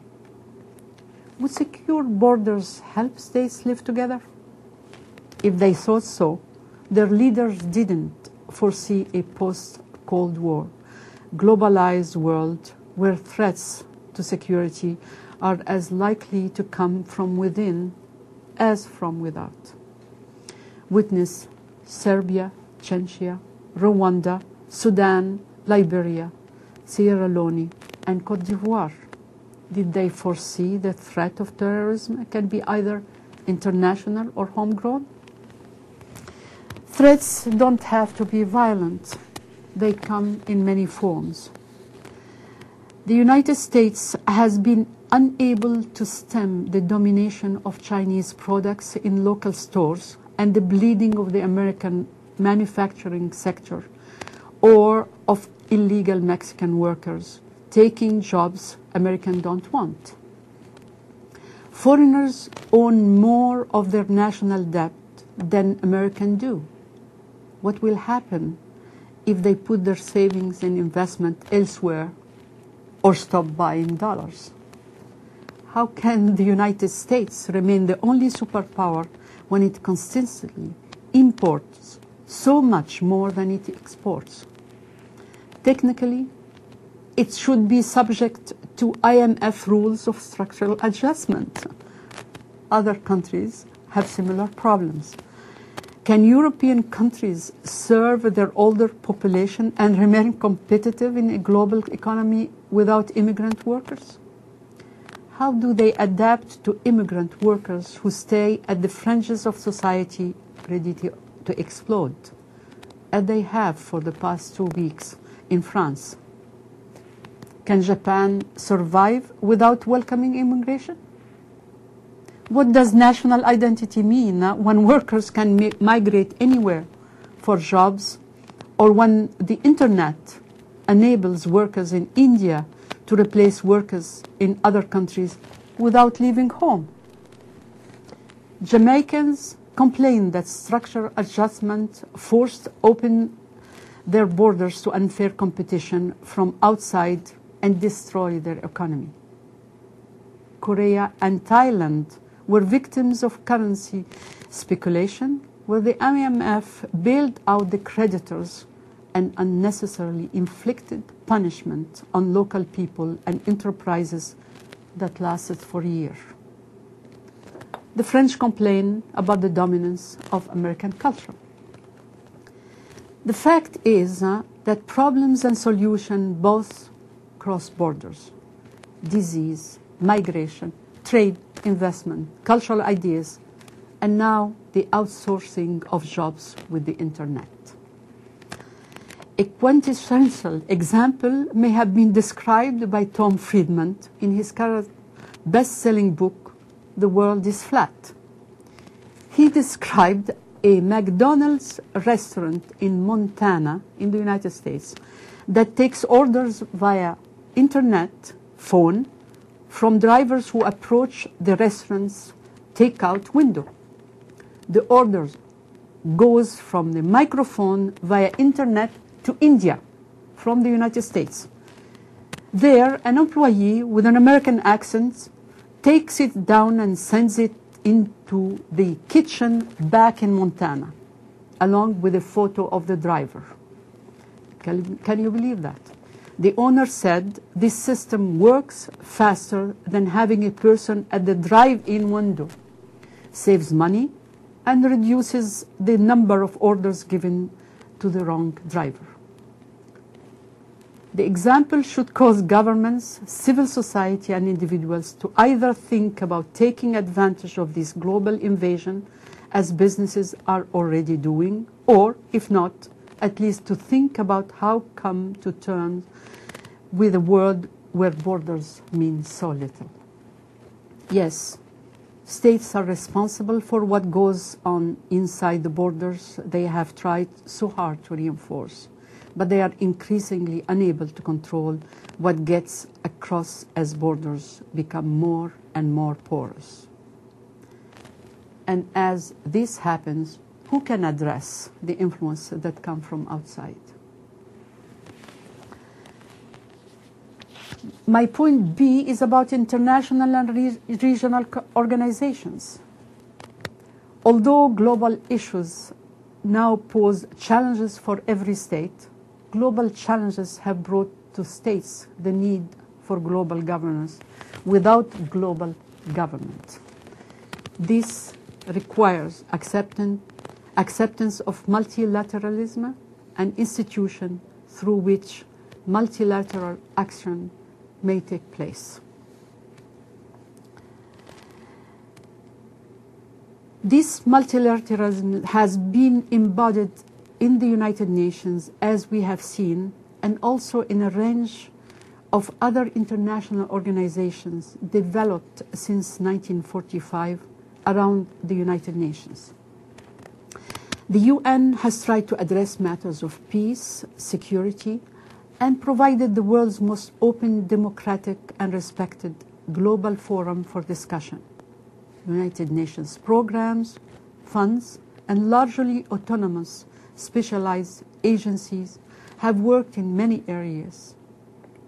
Example, UNESCO, the World Health Organization, the World Food Programme, the International Labour Organization, the United Nations Fund for Women, the United Nations Development Programme, which has pioneered in looking at development holistically from a human perspective through its annual human development reports.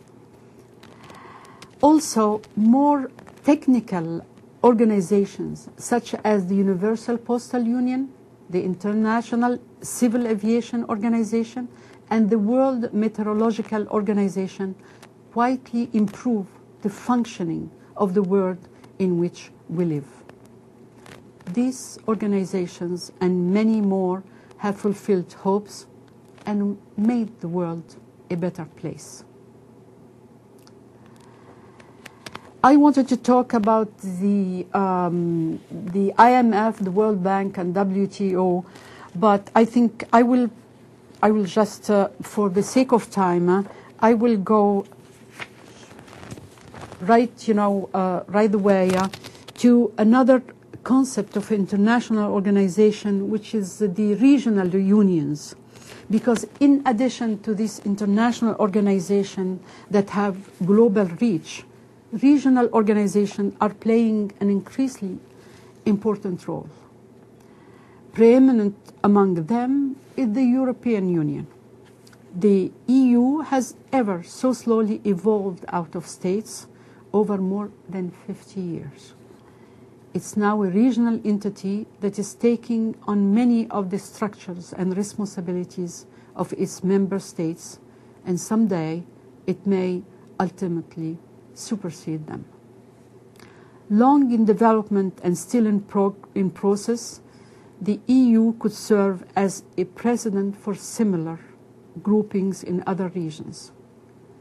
The African Union, the Arab League, the Organization of American States are too large and diverse either to become regional equivalents of the EU.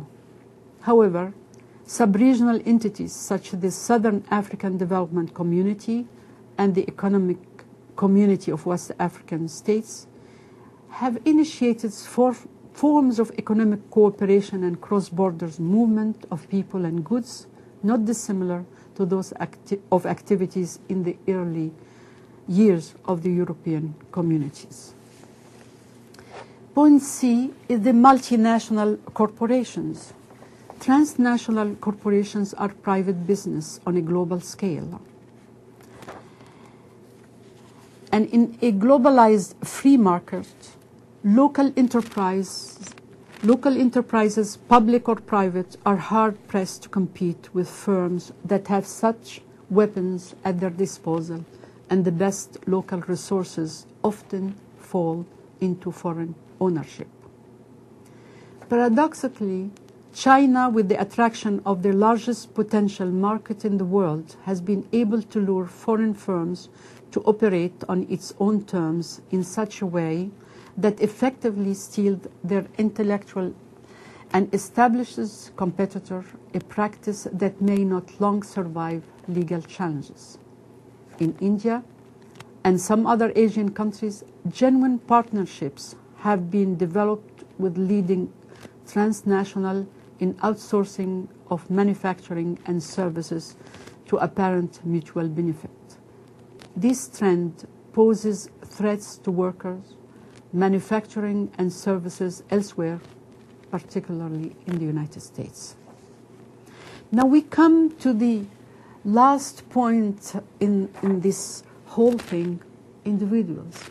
It's us, you and me, or you and I. Now, doesn't all really come back to individuals? Let us ask, what is the purpose of human life? as we here in fulfillment, are we here in fulfillments of God's design?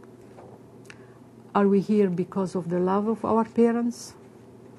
Are we here for family? Are we here simply because we happen to be created? Note that the state never figures in our response to these questions. Then, once here, what is the purpose of our life? To serve family? To serve God? To serve our community? To serve humankind? Are we here to consume as much as we can? To be as powerful as we can? To gain power over others? To love others? Are there many purposes? Whatever we are the building blocks of the world. We are the reason human organization exists.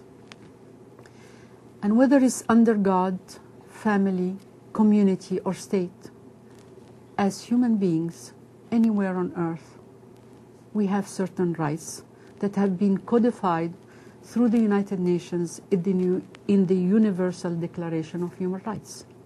The first of 30 articles states, I quote, "All human beings are born free and equal in dignity and rights.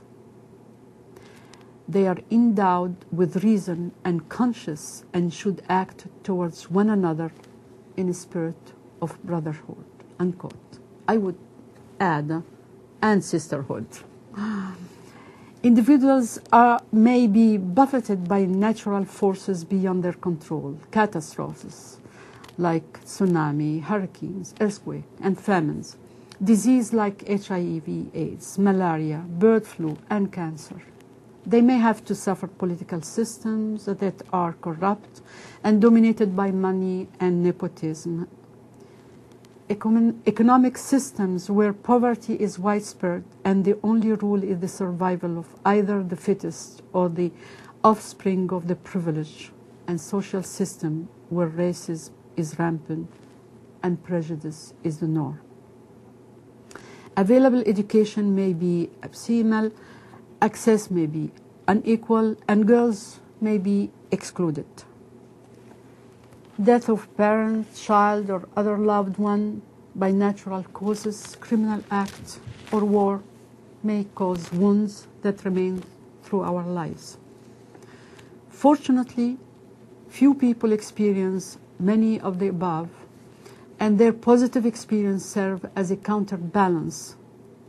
A mother's love, a child's laughter, warmth of friendship and intimacy, wonder of nature, beauty of music, thrill of accomplishment, pride in being recognized, satisfaction at making a difference, a decent school, a decent job.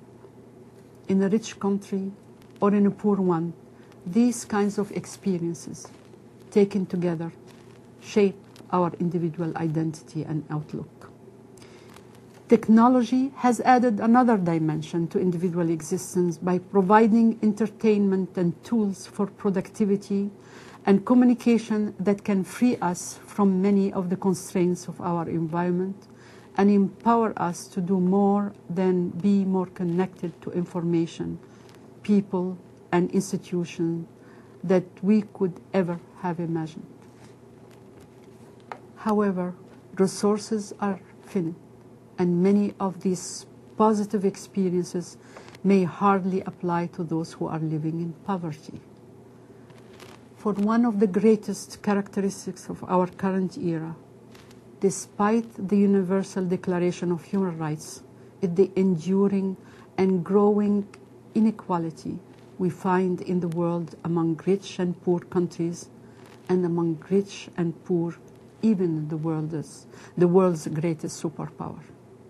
In both cases, the gap for individuals is widening and poverty becomes more obscene. Here is where we need to move from individuals back to human organization to begin to address the challenges that face us today. That's why we are coming to the civil society, which is our third point, and NGOs. Between the state and the private sector, there exists a large sphere of public activities called civil society. Some of this space is occupied by academic institutions, professional groups, business associations, trade unions, cooperatives, and community organizations. The largest space, particularly in democratic societies, however, is occupied by non-governmental organizations or NGOs. Although reliable statistics are not available, some of us estimate NGOs in the world hundreds of thousands, and some estimated, like Ambassador Reid this morning at the university here, 10,000, 10 of thousands. With such numbers, almost any generalization about them could probably be proven not applicable in some cases. However, at base, they are incorporated as not-for-profit entities. NGOs are not supposed to be established to serve any private interest. They operate in three broad areas of activity: public policy advocacy, service delivery, and membership services. Then first, advocacy. Advocacy, NGOs working in advocacy might, for example, have a particular interest in the environment, a topic of keen concern here in Korea. They would try to bring the attention of government or business or international organization to a proposed project, such as a dam, to assess the potential environment impact the project would have on the society. Or Koreans might go to China to look at the source of pollution in Seoul that originates in the industries of Northeast China and consider what might be done. Much of NGO advocacy is directed at excesses of the private sector or of lack of transparency in government. An international organization, NGO, called Transparency International, established less than a decade ago, now publishes an annual list of all the countries of the world in rank order of how corrupt they are perceived to be, and another list of the states thought to be doing most of the corruption or the corrupting. Their local affiliates in 87 countries now monitor corruption and work actively with governments, other NGOs, and the private sector. They work with everybody. As you will have already noted from what I said, the question of international economic policy is extremely heated. NGOs like Oxfam, ActionAid, and 50 Years is Enough have been in the forefront of international activism to bring about reform or even abolition of the IMF, World Bank, and WTO. Much of this advocacy relates to concern over inequality and injustice perpetrated by powerful interests. NGOs are at the forefront of human rights concern, and they played a key role in worldwide efforts to gain approval of the International Criminal Court over the determined opposition of the United States again. NGOs, particularly many affiliated with church groups, played a leading role in the Jubilee campaign that led states and the IMF and the World Bank to eliminate debt of the poorest countries. Whenever war happens, limiting its terrible effects, particularly on women and children, is important for NGOs. The historic international campaign to establish an international treaty banning landmines owed most of its success to NGO initiative. In addition to these high-profile examples, much NGO advocacy is undertaken at national levels in support of women's reproductive health, education of girls, human rights, and other issues. The second field of NGOs is service deliveries. Many NGOs work to deliver services. And for the sake of time, I'm not going to develop this, but I will have the paper at your service and ready on internet for you all. The third field for NGOs is membership. Many NGOs are membership organizations that provide advocacy and of service for their membership. The World Association of Girl Scouts and Girl Guides and the Boy Scouts should be examples known to Koreans. That's why I wanted to talk about it too.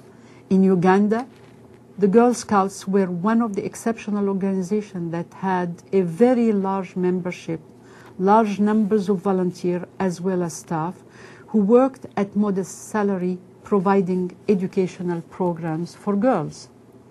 While most NGOs fall into one of these categories, advocacy, service delivery, and membership, some may work in two or even all three areas. In the United States, the American Association of Retired Persons, AARP, has become one of the wealthiest and diverse NGOs in the world. For its members, it publishes and distributes a magazine with information on matters related to aging, a membership function. It also negotiates arrangements for low-cost health insurance, travel, and other activities bordering on a service function. As one of the largest lobbying organizations in the United States, it wields significant influence on legislation related to older people, and legislators ignore it at their peril and advocacy function. Now, I can go on and to talk about NGOs, but I will just focus here on the NGOs for the future.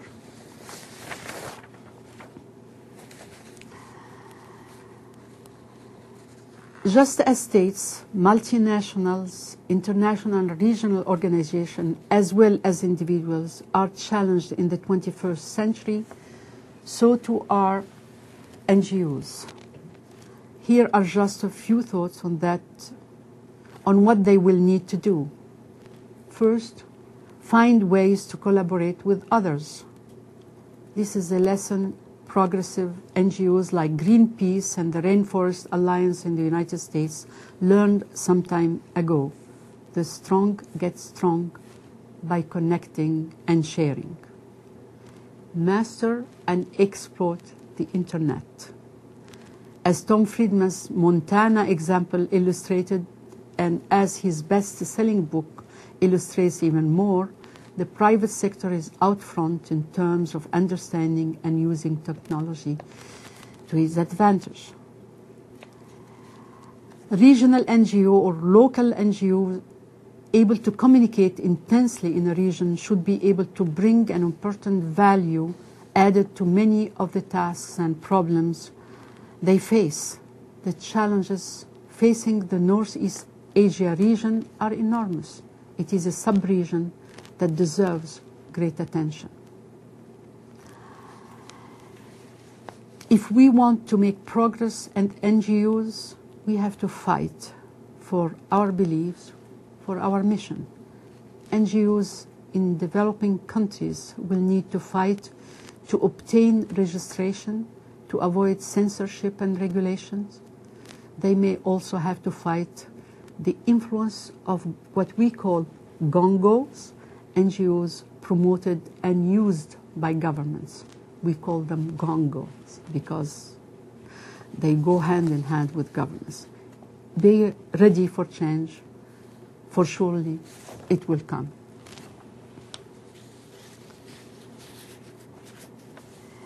The special relationship that NGOs have with the United Nations under Article 71 of the Charters provides for a consultative relationship via the Economic and Social Council and through international organizations.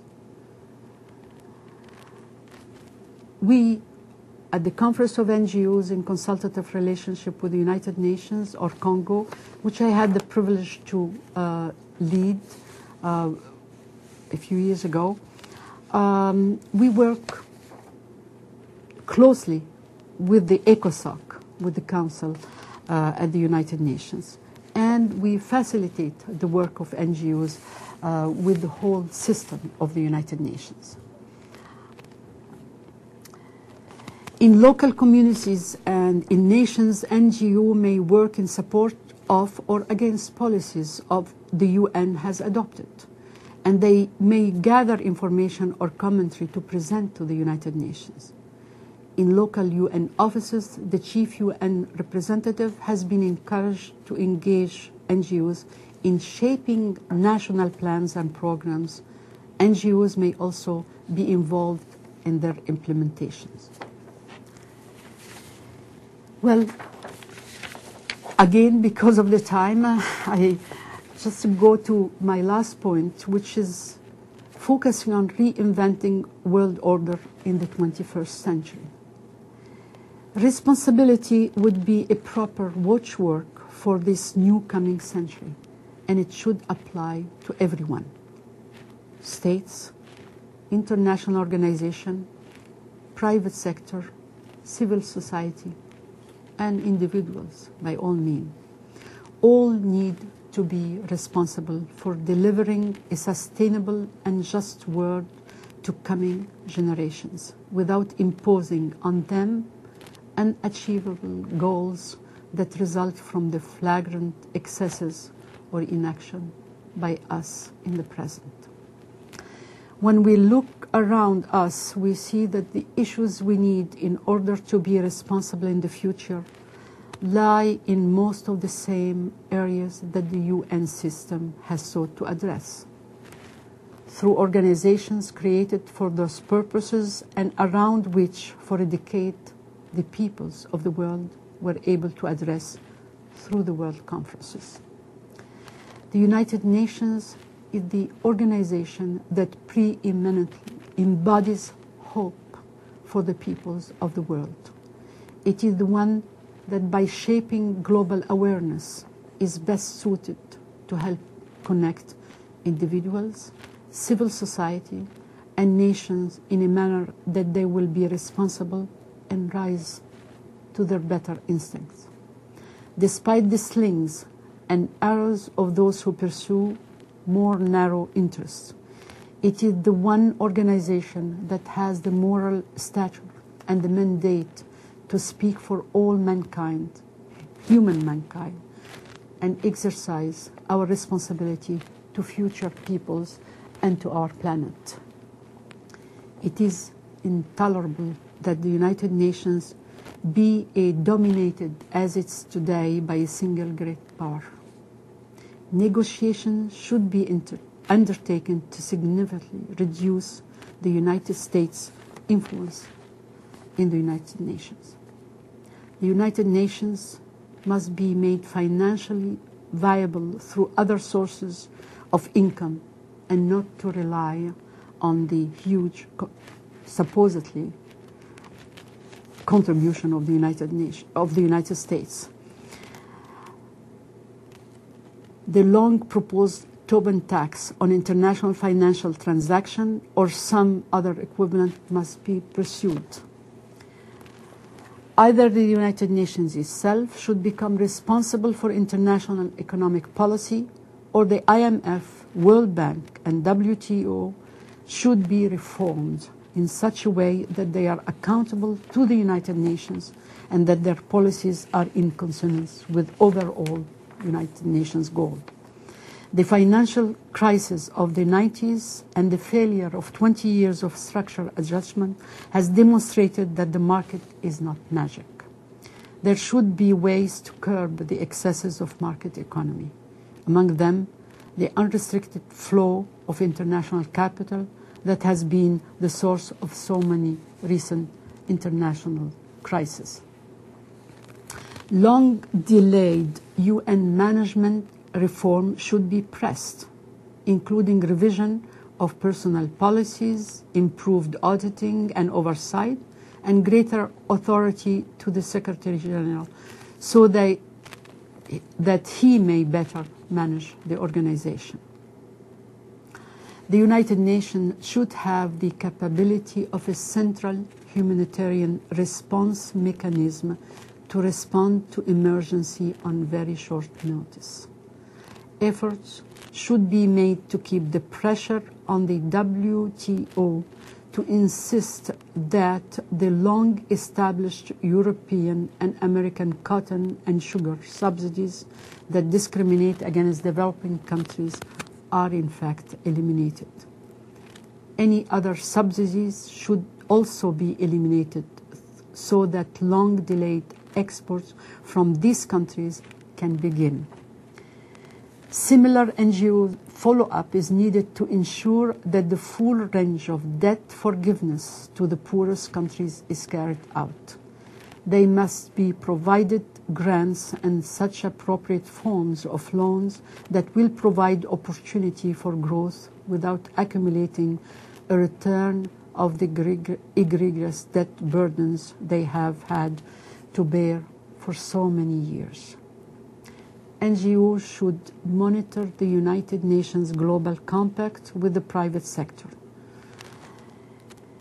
The Millennium Development Goals are very important. Reforms such as these may make it possible for the world to work with a renewed sense of urgency towards achieving the Millennium Development Goals.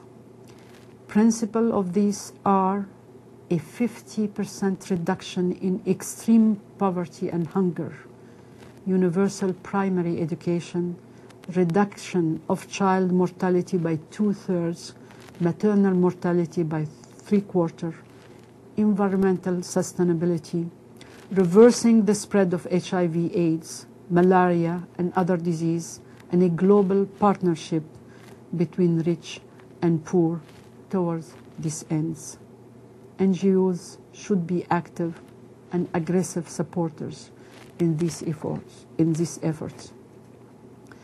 NGOs need the United Nations, and the United Nations needs NGO.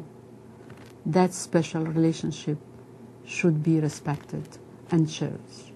And I think this is how the world would be or would continue to be reinvented for a better life, a better humanity, and a better being for men and women in our world. Thank you.